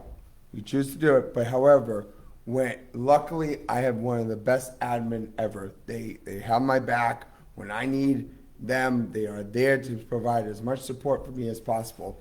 One of the things I said about Methuen Public Schools right now, and talking to the teachers and seeing what has happened in the last year, just that there are certain admin that I have said blatantly out to people that are not supporting the teachers. And when teachers are getting blamed for everything, that's where it becomes to the point where the teacher goes, what is the point? No matter what I do, I'm gonna get blamed for it. Also, when you have 30 kids in a classroom, which we don't have in Methuen, we have average 25. Last year alone, I had 30 kids in a classroom. Okay, and when you have 16 on IEPs, 9 on 504s, and you have to accommodate all of them the best way you can, and you're pulling small groups and you're trying to do classroom management, that bogs down a teacher. And I'm just saying that we're blaming teachers. We're being told from the state how to teach, which again, nobody holds the state accountable. And okay, that's the problem. As an educator, I'm telling you, the state needs to let schools run their schools and not be afraid if we discipline a kid. That's a whole You have different a teacher sitting in front of a classroom for an entire year. They have a job to teach, whether it's math, literature, whatever, and the majority of those kids can't read at grade level. They can't pass the MCAS test, which is why we got rid of it. And nobody wants to put any blame on the teachers. No. It's everybody else's fault. No, But imagine that though, you get rid of a test that actually did what we're talking about. Right. But also the test Makes no sense. But the test didn't entirely do. We need No, the test didn't do, and I'm sorry. Well, but it was, I still like testing. I but feel like standardized testing testing is not Testing- the clue. The test didn't measure the kids. No. It didn't measure the ability of the kids. It measured the ability of the teachers. Yeah. It allowed us to see what the teachers were actually getting through to the kids, and the failures were the teacher failures, not the kids' failures. No, because Tom, and I'm gonna disagree with you there's because the many test factors in that. or the test what teachers were doing was not teaching. They were teaching to the test. Right, So that's that's called not teaching. They were teaching That's to the not test, to the teaching test, not kids to teaching do certain things. Right, but problem that's solve called anything. teaching. Everything teachers do. This drives me crazy, and I really didn't want to debate you guys. I want you to debate each other. But this, as a former school board member, this drives me nuts when they say they're teaching to the test. That's called teaching. Every single day I would come into Lawrence High School, and we would learn something from Monday to Friday, and the teacher would teach to the test he was giving us on Friday. That's called teaching. And when they say we can't have MCAS because the teachers are teaching you the test, right, because what's on the test measures whether the kid learned what's on the test. That's why the test then- exists. but we it- still but it have the doesn't teach testing, them don't we? how. Yes, We do have We still the have test. still have testing, it's just testing. not tied to a graduation requirement, right? Correct. So that's all it is. So So it's we a still have meaningless the test, test. and the kids know it when they take it now. Right, but if they're taking the test, you can still use it as a If the benchmark. kids You know can they're still not going to see it. graduate if they don't pass that test, more kids are going to take it Oh, serious. I agree. Wait, Ryan, we do need a test I'm sorry, I didn't say my name. to measure kids graduating and getting ready for the real world. I totally agree with that. But to blame the teacher. So if a kid is out for 110 days and we're preparing him for the test, well, he's out for 110 days. You think he's still going to pass for those next 90 days for the test? No, he's not. No, it's a combination. It's a combination. You could blame teachers. You could blame across the board. The problem at the end of the Wanda, day, are you going to let when them get away with this, Wanda? Come on. Go ahead, Wanda. I'm just gonna say one thing, where I think that we're trying to fix something or figure something out without the voice of the parents. Correct. Okay, I think that I will stand 10 toes deep, in terms of the fact that the parents need to be involved. Don't the To schools a discourage certain- that, though? I'm sorry? Don't the schools discourage that? I heard Dan I- Shabilia say at the I last school committee completely meeting. disagree with you on that, So Tom. I've My- been- my I heard school's Dan Shabilia say at completely- the last school committee meeting that we run the risk, this is exactly what he said because I reported it, that we run the risk of a slippery slope of parental involvement, parental control. No, I disagree. Everything I've ever done at the schools, my son has been at the CGS and he has been at the Timony. I have had the schools have reached out, they want to be involved, they want us involved. I've been on the PTO, they're trying to find ways to get parents to re-engage with the schools. They want the parents in the schools. They want the parents to show up. They're trying to figure out how to do parent liaisons. How do we get people, they want to do email chains. They want to figure things out and have people involved. But at the end of the day, we can't control how the schools are going to operate. That's not the job of the council. No, but you can certainly put benchmarks in place, and I'll let you finish up, Wanda. You can put benchmarks in place and say, I'm not giving you more money unless you can show us results. Like every year, the scores go down, and every year you give them more money, and it just seems like we're throwing bad money out for good money out for bad. Wanda, you can finish I'm this just up. going to end it that parents have good ideas, okay? I've been in group settings where I've heard from administrators that they themselves, the parents, do not want involvement, and that's not necessarily the case. I think that where we're faulting is that what we're not doing well is that we're not leading that correctly. Maybe perhaps we're sending an email the day of, or the day before, or the week of, right? These are parents at work that, perhaps they're single parents, whatever whatever have you, whatever the situation is, right? 2 or 3 jobs, correct? So I am just saying that one of the most important things is that we need to have their voice, at the table regarding some of these issues, because they have ideas themselves. And I've seen it from forums that Senator Pavel Payano has done himself, that I've participated in, where we've had Brandy come in and speak to a lot of the parents. I remember the last forum that we had, I want to say maybe a good year ago. At this point, it was a full room. I mean, the room was packed with parents, and they all had inquiries and a lot to say. And it just, there's a perception out there that parents are not engaging and are not wanting to be participants in some of these things, but I don't believe that. I will agree with Wanda. All right. It's a good thing I'm not running for office, because I would have a lot more to say about that. I want to thank our sponsors, Kristen Maxwell, for a member of the Methuen School Committee. She's running for re-election. She's on your ballot November 4th. Patricia Valley, she's your West End City Councilor in Methuen. She's also running for re-election. She's on your ballot a week from, yesterday, right? Well, today, a week from today. Today's Tuesday? 1 week from Wow, it goes by so fast. Wanda Santos, the Central District City Councilor. She's running for Central District City Council. She's a challenger. There's no incumbents, I don't think, in that race.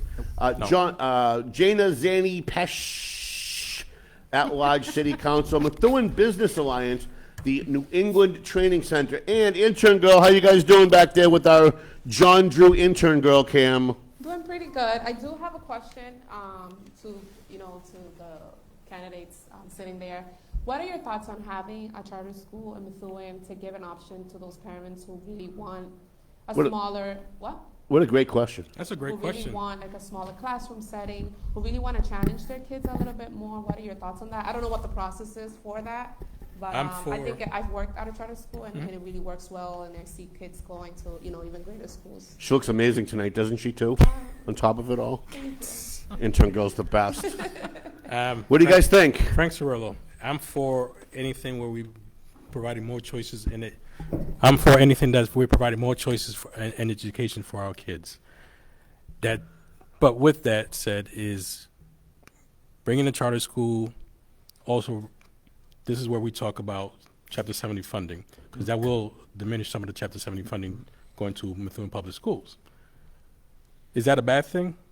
Not necessarily, as long as we're bringing in the right charter school that's doing good for the kids. Because I've seen a lot of charter schools fail at education and had been shut down. But it's a great option. It's a more option, and it gives kids better opportunities. Teachers Union endorsed candidate Ryan Dizoglio. Look at me when you talk to me, Ryan. Right, you will look to me. I'm going to tell everybody at home that you're just sitting there and you're smirking. I'm sorry. I thought it was at a school committee meeting again. I'm just having so much fun with everybody tonight. I honestly do not agree with charter schools. As Frank said, it takes away funding from the public schools. I'm all Well, if they're not doing a good job, isn't that a good idea? But I also believe that I wouldn't mind a trade school or alternative school. I wouldn't mind that happening in Methuen, but we got to find a place for that. So you're against the charter schools? I'm against the charter schools. Frank is for. Anybody else? So, hold on a second before we move on. So, I'm for vocational schools, but you're talking at the high school level. We're talking about a charter school that's also going to look at elementary and middle schools. So, where's your balance going to be? But also, Ryan Dizoglio. But Frank, you just agreed that we take away Chapter 70 funding. I'm not saying that it's going. At the end of the day, something has to change. Whether we bring in a charter school or not, we're looking at the elementary, because we're not talking about kids not being reading at the third grade level when they're in elementary. That's where it has to start. And if we're talking about increasing school sizes in the city of Methuen, then we have to look at what other options are going to be there to help keep those teacher-to-student ratio down. Can I respond? Yeah. Like I said, for me personally, but at the end of the day, my job is to represent the constituents. So if they wanted a charter school, I would try and give them both options, see how it is, the plan, because we need a plan, and show the positives and negatives of a charter school, and have it come up maybe to a vote on a ballot question. Do you want a charter school? Do you want to have a public participation? And see where it goes from there. But my opinion, which I don't think charter schools are benefits, but I never went to a charter school. I don't know much about charter schools. I'm a public school. I would learn more about it if the city of Methuen wanted it. Wanda, you're not beholden to the teachers' unions. What do you think? I feel. Wow. Great laugh. Great laugh. Wanda Santos. I feel that you're robbing Peter to pay Paul.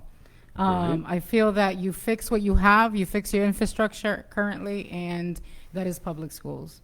And But aren't there things that private school, that charter schools can do that public schools can't? Like, aren't the rules a little different? I genuinely believe in some of the things that Frank was mentioning, where diversifying, right? Some of the things that we have, right? Because everybody learns, all the kids learn differently. They have different needs, especially if you're an IEP or whatever it may be. So I get that, but I'm not a big fan of creating something from something, right? So like, if something is not working, then focus on that. That should be our primary focus. I do like the aspect of having smaller classroom setups, for kids, especially if there's anything going on, or just behavioral things, or just in terms of education. We want them to really grasp some of the things that, or all, the curriculum in as a whole.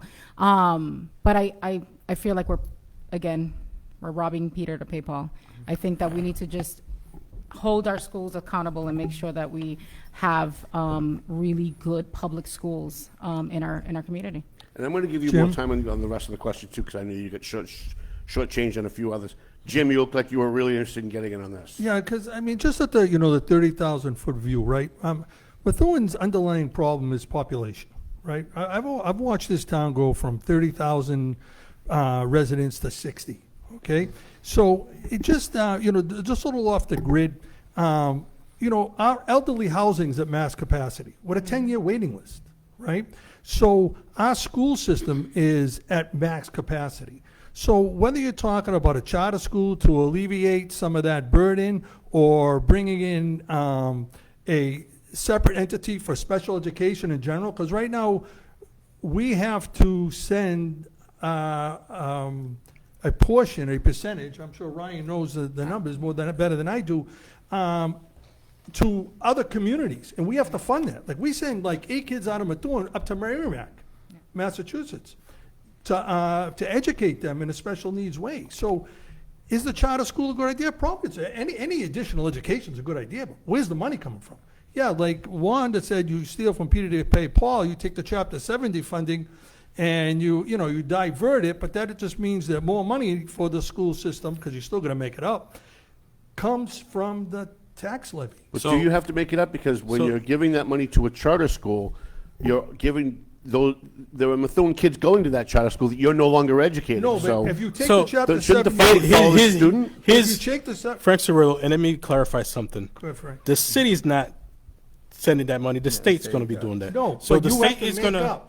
The state only sends you so much No, when it of goes to the that budget. The when it- city has to make up the rest. First of all, the charter school needs to be approved at. No, I'm not talking about charter school. I'm So, talking about the public. If you Right. took the chapter 70 money away from the public school and sent it over to the charter school, fine, great. But you've left a void in the public arena. So now the city has to come up with that additional money through our tax. But I'm list still confused to because satisfy that budget. but I'm confused because if you're sending the money to the charter school, they're educating kids that are coming out of the public schools, so you're educating fewer We're kids. over capacity. You're not going to eliminate the amount of children. Our population is I'm growing. not, and James, I don't disagree with you, Frank Surilllo. But we're not sending the money. The state's going to divvy. And the state still has to approve what charter school is going to be. And they have to approve everything at that level. And this is at the Board of Education. This is not at the city level. This is where that happens. So if we are opening, if a charter school is open in Methuen, and you just said it, we eventually are going to have to look at building new schools. There's no way around that. The city is growing. A charter school is going to take some of that population away. And by the way, these are still Methuen kids. These are not kids coming from a different community. These are Methuen kids. Another thing, so not necessarily, because charter schools in Methuen, I have to be Methuen resident. You're thinking of private I know schools. That's Methuen different. residents that go to charter schools in Lawrence. But that's once again, if you're looking at Central Catholic, that's a whole different. No, I'm charter. There's other charter schools in Lawrence. But you could still put that the restriction with his residency first. I'm not sure about that. Again, if it's So- a state thing, I doubt it. Wait, quick Yeah, question. you can. Quick question. So in if we're looking at saving money, but we are, and you were right, a lot of our special needs kids are going out of districts, then we have to open up those programs here and fund those programs here. And if we're not doing it for kids that are IEPs now, then how? And these are the people we're getting rid of, or not we, at the school system is getting rid of. Then we still doing a big disservice for the schools in the population. So we have to start making sure that these are the things that we're looking at. We have to look at building new schools. Whether it's a charter school coming in, or the Methuen puts in money to bring in, to create another school, John. every option has to be on the table. John Drew, been very quiet over there, Mr. Teachers Union and endorsed candidate. Well, I'm a teacher endorsed candidate, and I'm very proud of that fact, because I genuinely have had a great experience in Methuen Public Schools. All right. What other people's are, that's fine. I would say the There are, charter listen, there are some great teachers. I'm There not saying that there absolutely aren't. And there's bad apples in any industry. Doesn't matter what you do. But at the end of the day, every experience I've had in the Methuen Public Schools has been a positive. I think when you talk about charter schools, it's what's your cost per pupil? You know, what are we paying right now for a child to go to school in Methuen? Is it $18,000 a year? Is that what it is? What we're getting to pay for? You know, is it going to double that to send them to charter school? Like, we have to look at that, and it goes back to what you guys were talking about with the revenue. If we aren't generating revenue as a community, we're going to end up in a really bad deficit, and that's not a good thing. So I'm not against charter schools in the sense that, yes, we need to, like Frank said, give everybody the options for better education, or not better, but diversified education. You know, we should be able to do, you know, our special needs in town. I would love to see that happen, because we are busing a lot of people. Our non-net spending is outrageous, right, with all the busing that we have to go off. We're spending $14 million a year in busing. So when we talk about those things, yes, those are items that we can figure out cost savings. But when we get to the charter school stuff, when are we going to look at it from a sense of, can we afford it? We're currently seeing the budget that we're looking at, and we saw it last year.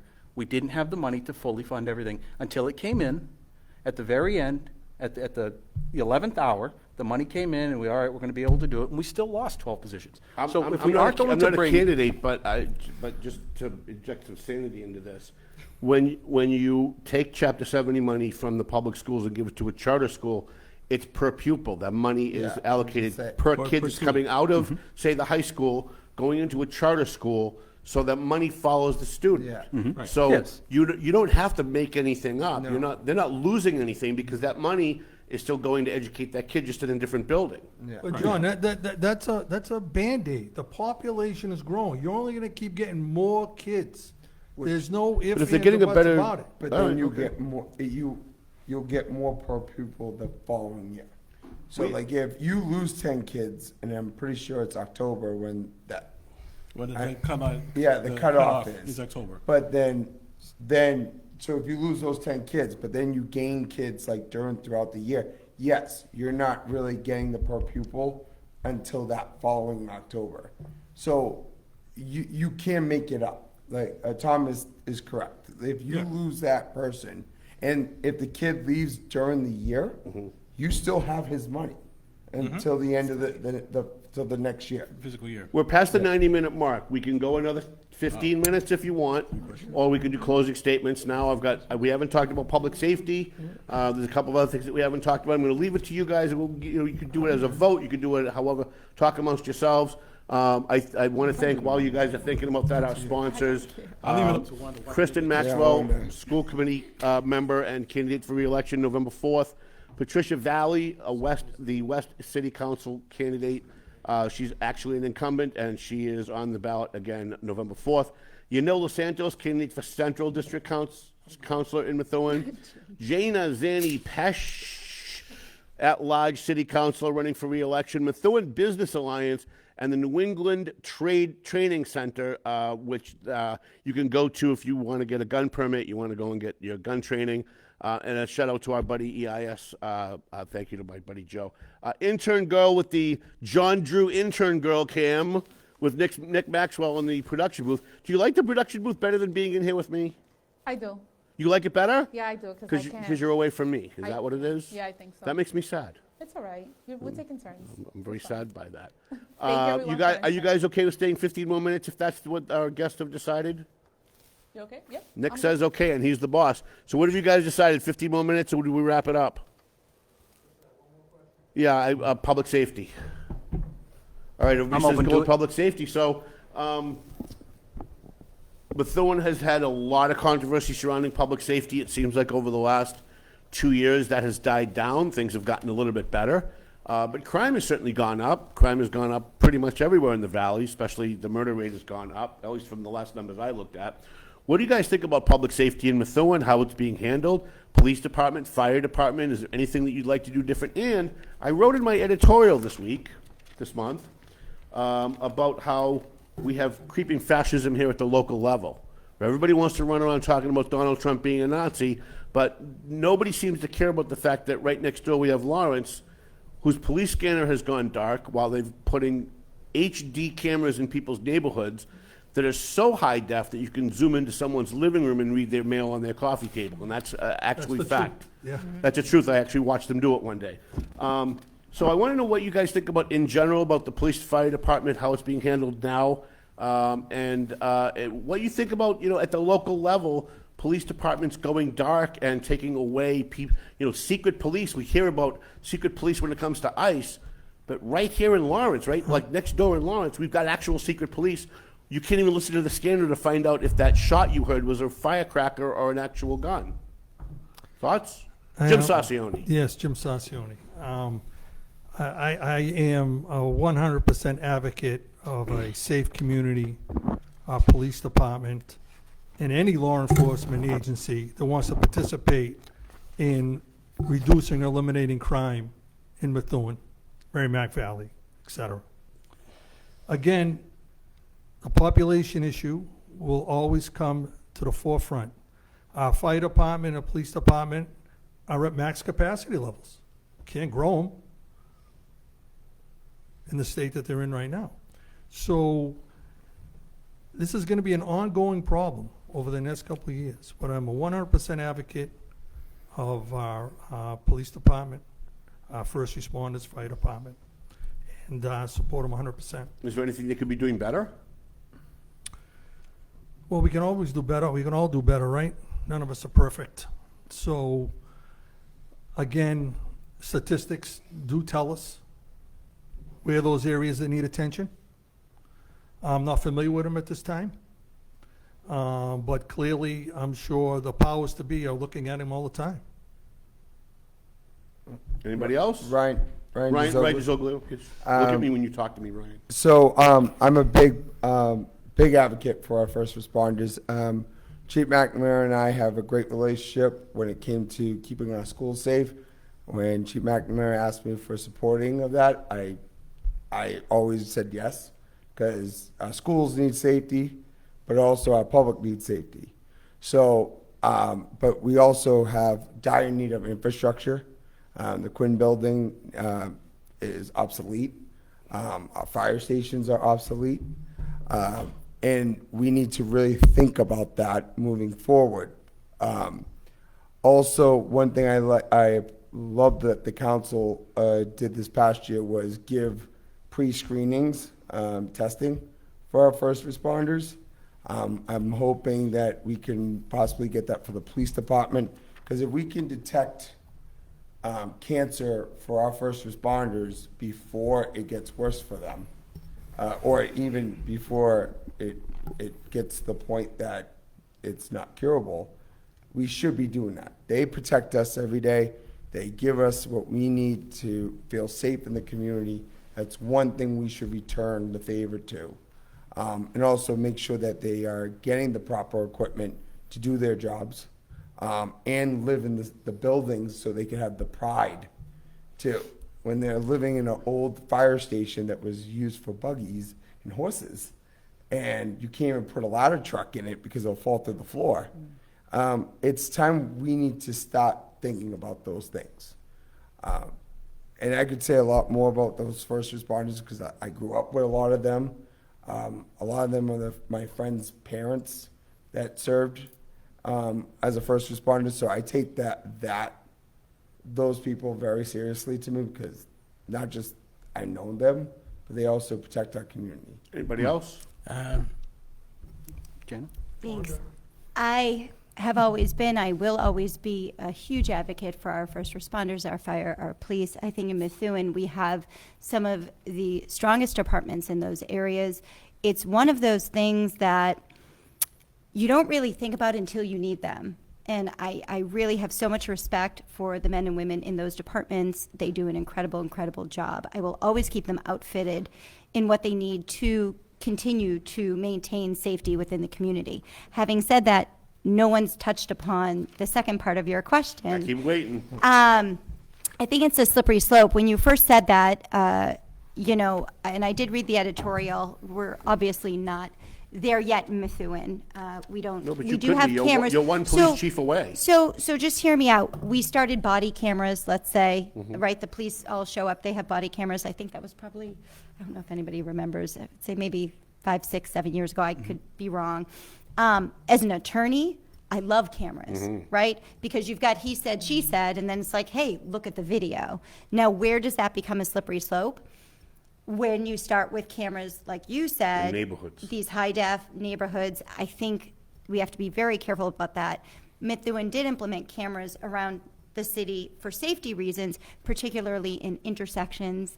It always starts for safety reasons. That's for those not watching. I'm using air quotes. But that's okay, Tom. I really think that's okay, because there are instances as an attorney where I need to pull those cameras, and it is used for safety, right? But how is it backlogged? How is it documented on the backside? Who has access to these? Is it logged every time that access is granted, right? Like, you have to think about the implications once you set it up. So I don't know how they do it in Lawrence, you referenced. I think it's unfortunate. I know my grandmother lived by the scanner. She used to have a little scanner, and it would go back and forth. Police rushing here, police rushing there. I think that's great for a community. She lived in Lawrence, and she stayed very attuned as to what was going on, where it was happening, and she, knew a lot of that. And everybody mentions transparency, but then you talk about something like that, and everybody's okay with it. So I don't know enough about how or why they implemented that. What I do know in Methuen is, sitting on the council, I would definitely have to look at not only what's being presented, but how it's being actually rolled out, right? The logistics. Well, wouldn't it be a of council how it policy? is. The council should set a policy as to how these cameras would work if they came. But you are literally one chief away. Now, I talked to this current chief, Chief McNamara, who's great, and I get along very well with him, and we've had many conversations about this, and he assured me that while he was chief, that he would never encrypt the police scanner. But we do see the neighborhood cameras starting to creep in, and there's more and more federal and state money available for communities to put in cameras in neighborhoods and increase the use. Lawrence started with 5 cameras. There's now over 200 What was cameras. Lawrence's reasoning for encrypting scanners? Well, they first started, this is how creeping fascism starts, right? You had people from coming into Lawrence from outside the community dumping along the rivers and in the alleyways. So they were putting up cameras to try and stop people, try and catch people who were illegally dumping in the city. And then they realized, hey, wait a minute, there's a lot of crime in those areas where people are dumping along the river, in the alleyways. So all of a sudden they started increasing the number of cameras. And it wasn't just at Broadway and Lowell Street or Broadway and Essex Street or Essex and Union Street. It suddenly was, by the Tarbuck School, and it was on Lawrence Street, and all of a sudden it's on Arlington Street, and now all of a sudden it's in neighborhoods. And I went into the Lawrence Station one day, and they zoomed into someone's window and we could read their mail. Now, 5 years from now, they have the capacity to go back to that day and see what that camera saw. They've got license plate reader technology, facial recognition technology, that they can hook up to those cameras and that footage from 5 years ago, 10 years ago, or 10 years in the future, 10 years ago would be now, right? And they can log where you were and when you were. They can see where were you on a Thursday 5 Aprils ago at 2 o'clock in the afternoon. Is that something we want local government officials and their friends and their family members on the city payroll to have access to? I don't think it is, but I'd love to hear you. As we wrap up, I'd love to hear you guys talk a little bit more about that, because you don't lose your country when ICE comes and deports illegal aliens who aren't supposed to be here. You lose it at the local level when people turn a blind eye to creeping fascism and nobody says anything about their rights being taken away. And I see Wanda chomping in, so I'm going to let her first. So I think public safety for me, I personally, Wanda Santos, I have 5 pillars within my campaign that I am a huge advocate for. One of them being public safety. I actually recently, along with Mayor Beauregard, held a public safety forum, because for me it's important to have the community in, and for them to have a voice, and for them to have ideas as to what we should be doing better, or what, highlight perhaps the things that we're not doing well, right? And it was a very successful forum, to the point where we're talking about, future forums as well. So that's number one. Number two, working in the field that I work with, I work really closely with first responders. What is your field? Human services, supporting folks with significant behavioral challenges, meaning the cops are constantly being called on a regular basis for de-escalation. The PATH program that they've embedded within Methuen is an amazing program as well. But there's a constant need for first responders, or it's for our elderlies, because they've fallen, or there's a situation, right? That is part of what I do on, let's say, on a day-to-day basis, but I'm also a certified trauma coach. So one of the most important things for me is to make sure that the community is safe for all people.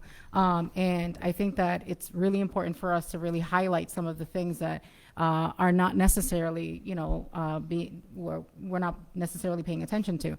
And that could be many things, from sidewalks. There's certain streets that don't have sidewalks. It's unsafe for our community, our constituents, to walk down a road that they probably should be walking down on a regular basis. One of the things that I think that we could do better, because I think you had mentioned in terms of, we're human, we can always do better.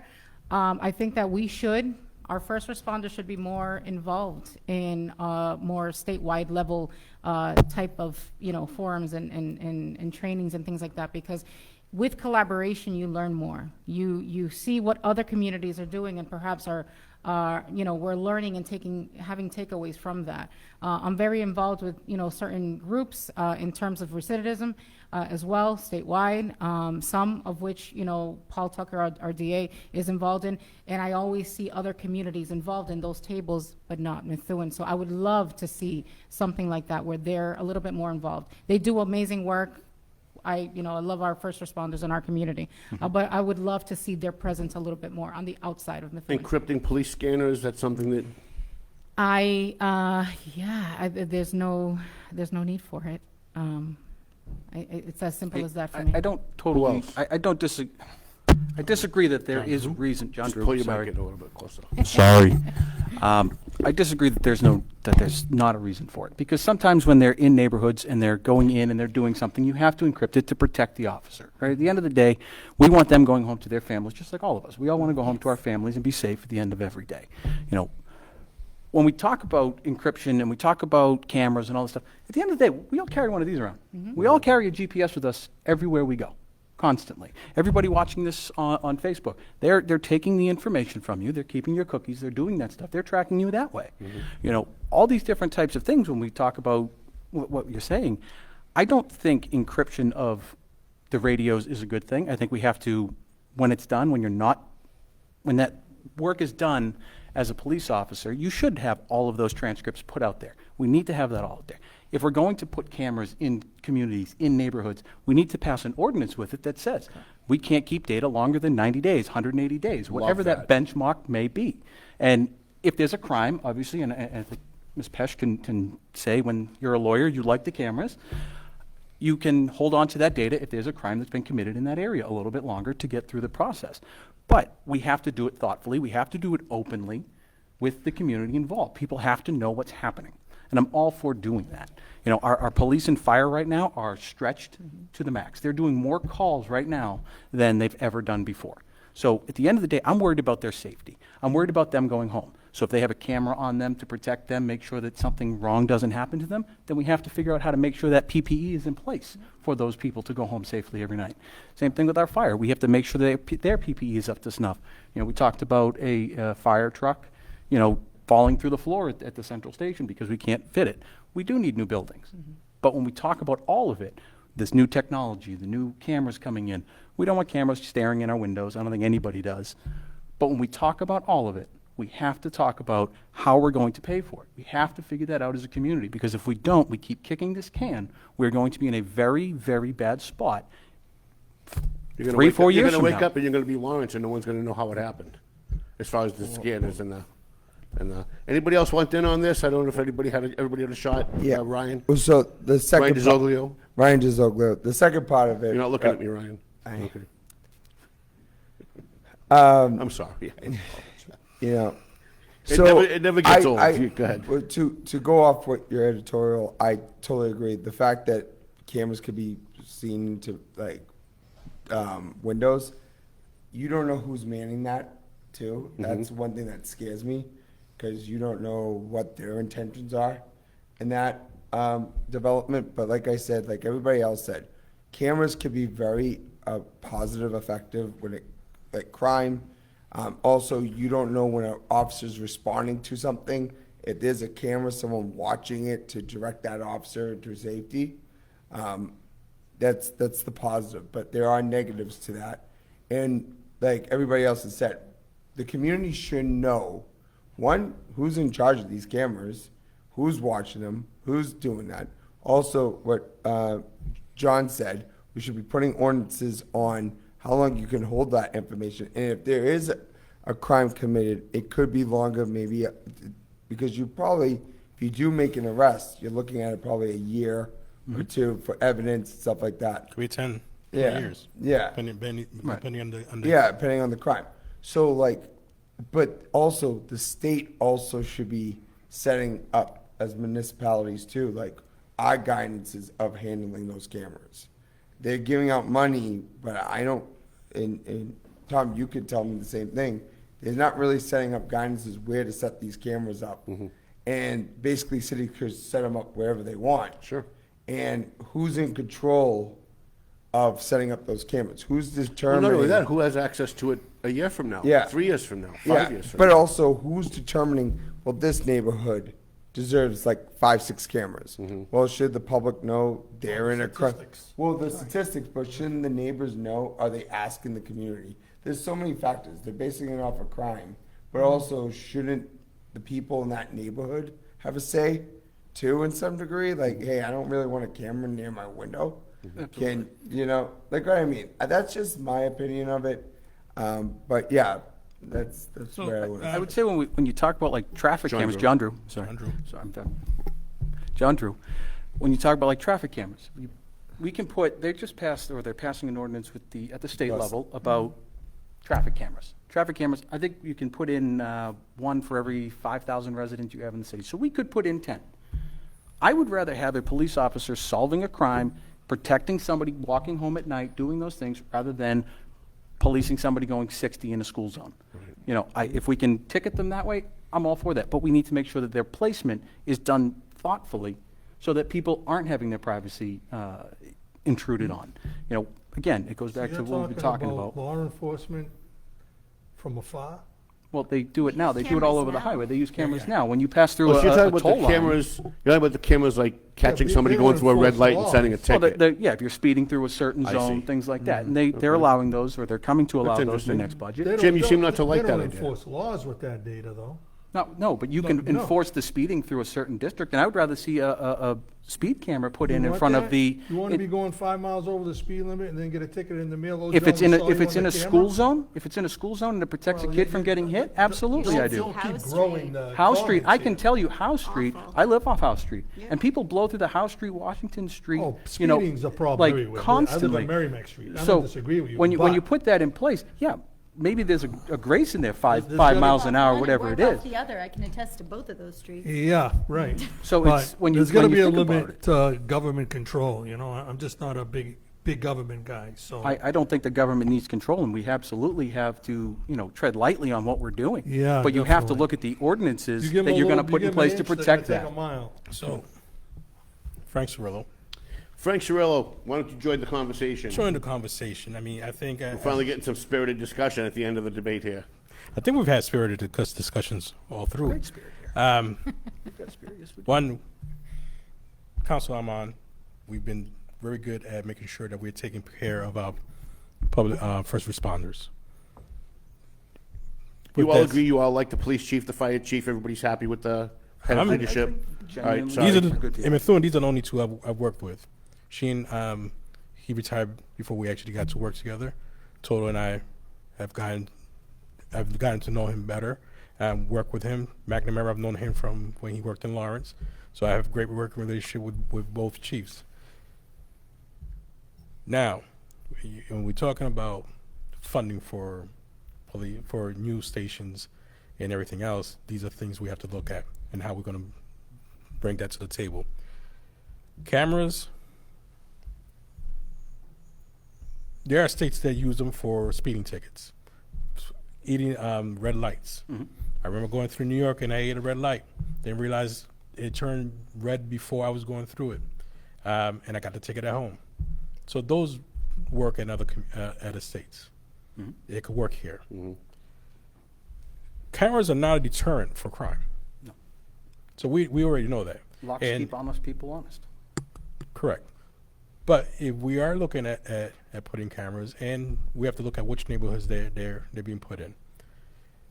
Are the community aware that cameras are being put up in certain areas? These are good examples. Scanners, if the scanners are open because there was a car accident or something and people are aware of it, then great. But if the scanners are off because they're doing an investigation, these are the things we have to look at as well, because if there's an investigation going on, you're talking about the life and safety of an officer going out to do an investigation. Yeah, they've always had the ability to go to an encrypted channel. Correct. So for instance, in Lawrence, the big issue is after-hour parties where they call the cops go there and they get there and there's no loud music because the people at the party have a scanner. So they realize that, and then when they get the second or third call to that address, they say, car 424, go over to TAC 2, and then they give them the call so these guys don't know they're coming. So we've always had the ability to go to an encrypted channel for a drug dealing situation, undercover. I know there was a kidnapping on Water Street a few years ago where they were able to go to an encrypted channel. But to have all of the day-to-day calls, like you can't hear, I used to get calls all the time because I used to go live all the time to all these events, shootings, fires, etc. And the people over on Union Street and Brook Street would call me and say, hey, I know a call just went out for shots fired, but it's a bunch of kids out outside with firecrackers. The cops would get there and they come over the radio and say, it's a bunch of kids with firecrackers. so the people who are living in the neighborhood around there that hear the shots know it's okay to go out and go in their car and go to work. They don't have to hunker down because they heard on the scanner that it's not gunshots, or vice versa, that it is, and they should stay in for a few minutes. So anyways, if anybody else, anything else to add on this, we could start with closing statements. We're at exactly 2 hours, so this is perfect for you guys. I'm surprised you guys all went without a break. I want to thank our sponsors as you guys get ready to do your final statements of why people should vote for you. New England Trading Center, Methuen Business Alliance, Kristen Maxwell, member of the Methuen School Committee. She's on your ballot for November 4th, which is a week from today. Hopefully a week from tonight, we're going to be getting some great results here at 9:16 at night. Patricia Value, West End Councilor. Wanda Santos, candidate for Central District Council. Jana Zanni Pesce. And John Drew with our intern girl, Cam. Where's intern girl? There she is. I'm here. Looking amazing as always. Did you have some pizza? Yes, I did. You did. So All right. good. Shout out to them.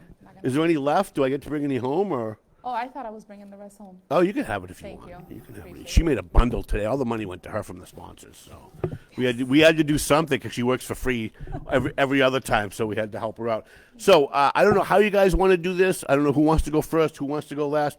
I'm going to leave it to you. But if you stop pointing at each other, I'm just going to pick someone. So who wants to go last? Why don't we take it through the ballot positions? Yeah, try and take it. Try and take it to your final pitch to the people. That's probably the last thing they see before they vote next Tuesday. Who you are, why people should vote for you, and please give out contact information where people can donate. If you're a state employee and you can't, slide me something and I'll do it for you, because I know that state. Some municipal, but most state employees can't. So whoever wants to go first, otherwise I'm going to pick. You want me to go? Oh, sure. Why don't you go, James Sarcione? Thank you for being here. Thank you for having us. I appreciate that. And thank you, fellow candidates. I've really enjoyed this experience with you, honestly, from the heart. But a little bit of who I am. I'm not the type of person you're going to see go taking pictures with elected officials. I'm not the type of person that's going to go out and solicit endorsements. To me, that's just a synonymous name for favors. I'm the person who wants to be elected and wants to be judged on my qualifications, my experience, my reputation, and my loyalty to a community I've been in my entire life. So with that said, I appreciate the vote on November 4th. How do people get in touch with you? Oh, I got a website, jamessarcione.com. You can call me on my phone. All the information's on there. Email. Any way you want to get in touch with me, go to the website and take it from there. Thank you. All right, who's next? I'm going to let Wanda go last because she gets short-shifted on a couple of the questions. So I'm going to let her, unless you don't want to go last. It's okay. It doesn't matter to me. All right, so who wants to go next? Ryan Dizoglio. All right, I'm going to pick Ryan Dizoglio too. Number one on the ballot, number one in your house. Hi. Thank you, everyone. It's been a pleasure. Honestly, I think this is the most laid back forum or debate I've had, and I've been in a lot of debates over the years. I'm Ryan Dizoglio. A lot of you know me growing up with your kids or growing up with you. I love my community. I love Methuen. Every time I went into the school committee meetings, I always put Methuen first. My interest was making sure Methuen got better. And there was times that, like I said, I first started my career in politics 3 months later, after I was sworn in, we had COVID. And now, 6 years later, I've made policy. One of the biggest achievements with Frank Surilllo here was bring the After Dark program to Methuen Public Schools. I've done everything to ensure that Methuen got better.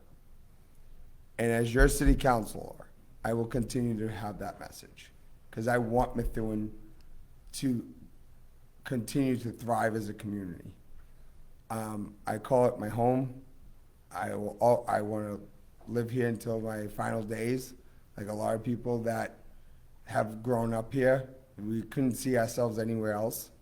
And the best way of making sure that happens is to be in the city council. I'm number 1 on the ballot, so that'd be easy for you to pick. But to get a hold of me, Facebook, my phone number is on the school committee, 978-227-4187. Call anytime. And my email is dizoglio@gmail.com. Thank you all, and hopefully in the next Tuesday, I'll be your next city councilor. I like that you looked right into the camera. You looked right at them when you were talking. That's very important. Okay, who wants to go next? All right, Frank Surilllo, I'm going to pick you. Well, I was going to give Jana the opportunity. Well, I know, but nobody, listen, I'm giving you a chance. You don't, I'm going to pick someone. Good evening, everyone. Frank Surilllo, number 2 on the ballot. Current city councilor.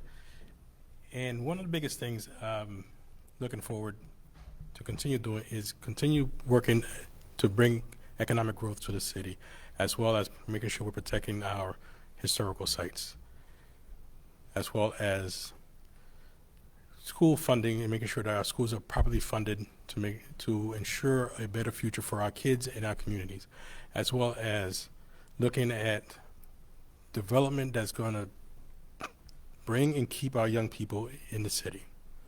We have huge, good population and continue public safety.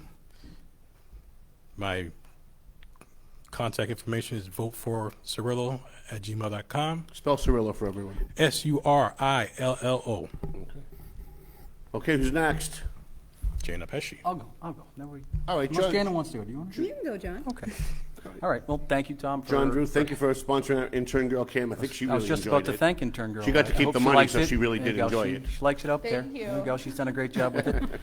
Thank you for having this, Tom. Thank you to our beautiful audience. My wife, Caitlin, Ryan's girlfriend, Nicole's here, and Wanda's husband is also in the audience. So Thanks for getting me in trouble. I told Nick Dizoglio we weren't letting anybody come. Thanks for that. You're welcome, Appreciate Tom. it. I'm sure you'll get me in trouble at some point in my life. I'm looking forward to that. So, I'm John Drew. I am a husband, a father, a homeowner, a taxpayer. I have two wonderful children in the school system. I'm just a plumber who wants what's best for the city. I want a city where my kids will grow up and be proud to be from Methuen. I see that we have a lot of issues that we need to work on. I think we need to drive our revenue. We need to work on making sure our public safety is strong, make sure our schools are funded properly, make sure that our city is somewhere that everybody wants to move. We need to find a way to keep our seniors in their homes so they can age, not make our city too unaffordable for people. What else we got here? I want to ask the tough questions. I will ask the tough questions. I will not shy away from them. I will work with anyone. I think everybody on this dais here has been wonderful to deal with so far during this campaign, and has been very professional, and I appreciate all that. Together we can bring Methuen to a greater place, and I really want to be part of helping doing that. So my name is John Drew. I'm number 4 on the ballot, drewformethuen.com. You can find all my information there. You can find me on Facebook or on Instagram. If you haven't seen my things on Facebook, I don't know where you've been. But please call me, text me, message me. I'm always open and available, and I will never forget who I will be serving if I am your city councilor. I'm always serving the people of Methuen. So, again, John Drew, number 4 on the ballot. All right, John Drew, who's left? Who didn't go? Ryan Dizoglio, you went, right? And Jim Sarcione, did you go? I did, sir. Okay, so I guess we're down to Jana. It's Jana! Down to the ladies. Well, you wanted Wanda to go last. I want so- Wanda to go last because she got short-shifted on two of the questions. I am Jana Zanni Pesce, a current councilor at large now, sitting on the council. I have had the honor to serve Methuen for the past 8 years, 6 years as school committee, and now 2 years as councilor at large. I have always tried to do what's right, and again, I'll just reiterate, I'm a lifelong resident, I'm an attorney, I'm a mom, I am a small business owner in Methuen, I'm a homeowner, I'm a taxpayer. To say that every decision I make at the table that I sit at affects me is an understatement. I always try to do what's right. I ask the hard questions, and sometimes I stand alone on matters, and that's okay. I want to continue serving the the residents of Methuen. I am a great collaborator. I want to thank all of you guys for being here, and I think it's a testament to the collaboration that all of the candidates now could potentially have in the future, whoever is elected. And I think that's so important when you talk about moving the city forward. Collaboration and communication is really the key, and we need to focus on that. We need people at the table who can foster that sort of professional decorum and keep moving us forward in a positive direction. So I thank all of you. I thank Tom. Again, I am Jana Zanni Pesce, a current counselor at large. I'm number 5 on the ballot. My website is pesceforprogress.com. Spell Pesce. Pesce. Okay. Okay. For progress, is that number 4? Nope, it's FOR. Okay. You want progress too? No, I think they can get the progress part. I thought it was easy. But feel free to contact me. Again, I am asked often what I think my number one asset as a public official is, and I always think it is accessibility. You need to be able to reach out to those who represent you. I am always available and always willing to listen, even if you're on the other side of something that I am on the other side of. So please reach out. Again, I'm number 5 on the ballot, Jana Zanni Pesce. Thanks. One of our readers wants to know what happened to the pearl-studded coffee cup that you had. It didn't go far. Okay, all right, okay. Because they were noticing. They're noticing everything. Wanda Santos, you're going to wrap us up for the 2025 election season here on the Paying Attention podcast debate. Thank you very much for being here. Thank you for everything you do for the community as well. Thank you. Thank you. So first of all, I wanted to thank you and your team for allowing us the space to, coexist and collaborate and debate. I think that this group is very professional, and I'm very honored to be, running alongside all of you. I've gotten to know some of you more than others, and I really do appreciate what you have to bring to the table. And I think the city would be honored to have any one of us or reelect any of, of those that are up for reelection. So my name is Wanda Santos, and I am an advocate. That is what I am. I don't fit a box. I don't follow the masses. I don't necessarily, follow anything that I don't necessarily feel is right. I fight for what's right. My integrity is absolutely everything to me, and I would be honored to be on the city council. My trajectory, I think, in human services and just working in the community with veterans, with people with disabilities, people with just needs at all levels. I think that is what has brought me to this position right now in this place, where I just simply want to work on policy making and making sure that I'm advocating in a whole different way, because Methuen is important to me. I moved here in 2010, late 11, after buying my first property with my husband, and this is our home. And I really feel very deeply and passionate about what we can do. And I think that we have done great things in our community with our leadership, and I think that we can continue to be successful in so many different ways. So I would be honored to have your vote on November 4th. You can find me at wandasantos.com, wandasantos.com. My phone number is 978-429-4351. And you can contact me at any time and visit my website for any additional information. And I'm number 6 on the ballot. Can I ask all of you, and I ask every candidate every year, and everyone says yes, and they never do it. On election night, when you get results, can you please post them on social media? Yeah. The voters. We're going to wait for John to post it on Facebook. That's where I'm going to get my signal. It's okay. I'll be gonna the do social media. John's gonna fine. do a It's fine. video I and can do that. Whatever it takes to get the word out to the people. Because every year in every election, we hear from all the candidates on social media every 5 minutes about everything they're doing, including how much cream they put in their coffee. But then when the election's over and people actually want to know what's happening, no one ever tells them, because you've all got their votes and you don't need them anymore. So all I ask is that if you guys have a result in your race, or even if you have a result in someone else's race, it's nice to go on Facebook and or Twitter or somewhere and post it and thank the people that supported you, whether you won or you lost. Thank the people that voted for you, that held the sign for you. That used to be commonplace, and over the last 25 years or so, it's kind of dropped off, so I like to try and remind everybody. I want to thank our sponsors. Did everybody enjoy the debate? Did you get something out of it, all of you? Did it go too long enough? No, I think it went pretty well. It was good. Flew All by. right. Everyone's giving a positive except for Jana, who's just staring at me. I was just thinking in my head, who's going to say no? Well, I mean, I just wanted, you know me, I just want an honest answer. So let's thank our sponsors. The New England Training Center, gun training, safety for your gun course. I want to thank Mike for sponsoring the event.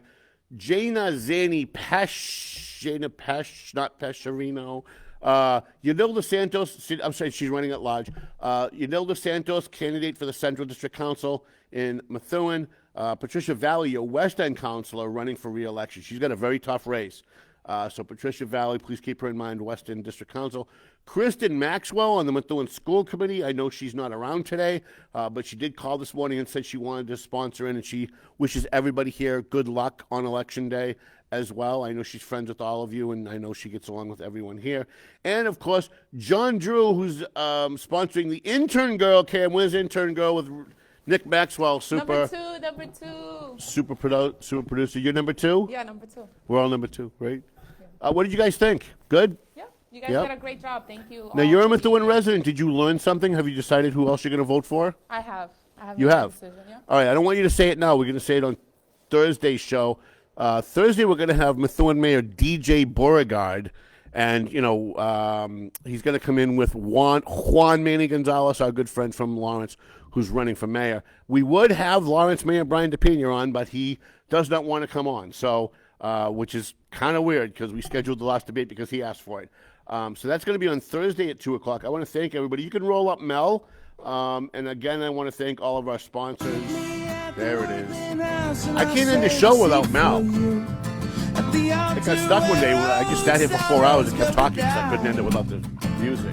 Thank you to New England Training Center, Methuen Business Alliance, Katie Cook from the Methuen Business Alliance and Havel Chamber of Commerce, Jana Zanni Pesce, wow, that's loud, John Drew, City Council at Large, Wanda Santos, Central District Councilor, Patricia Valley, West End Councilor, Kristen Maxwell, your school committee member. I feel like I've forgotten somebody, but I'm sure we've got everybody here. Thank you to NCAM, North Andover Cable Access. Did an amazing job setting up the set today.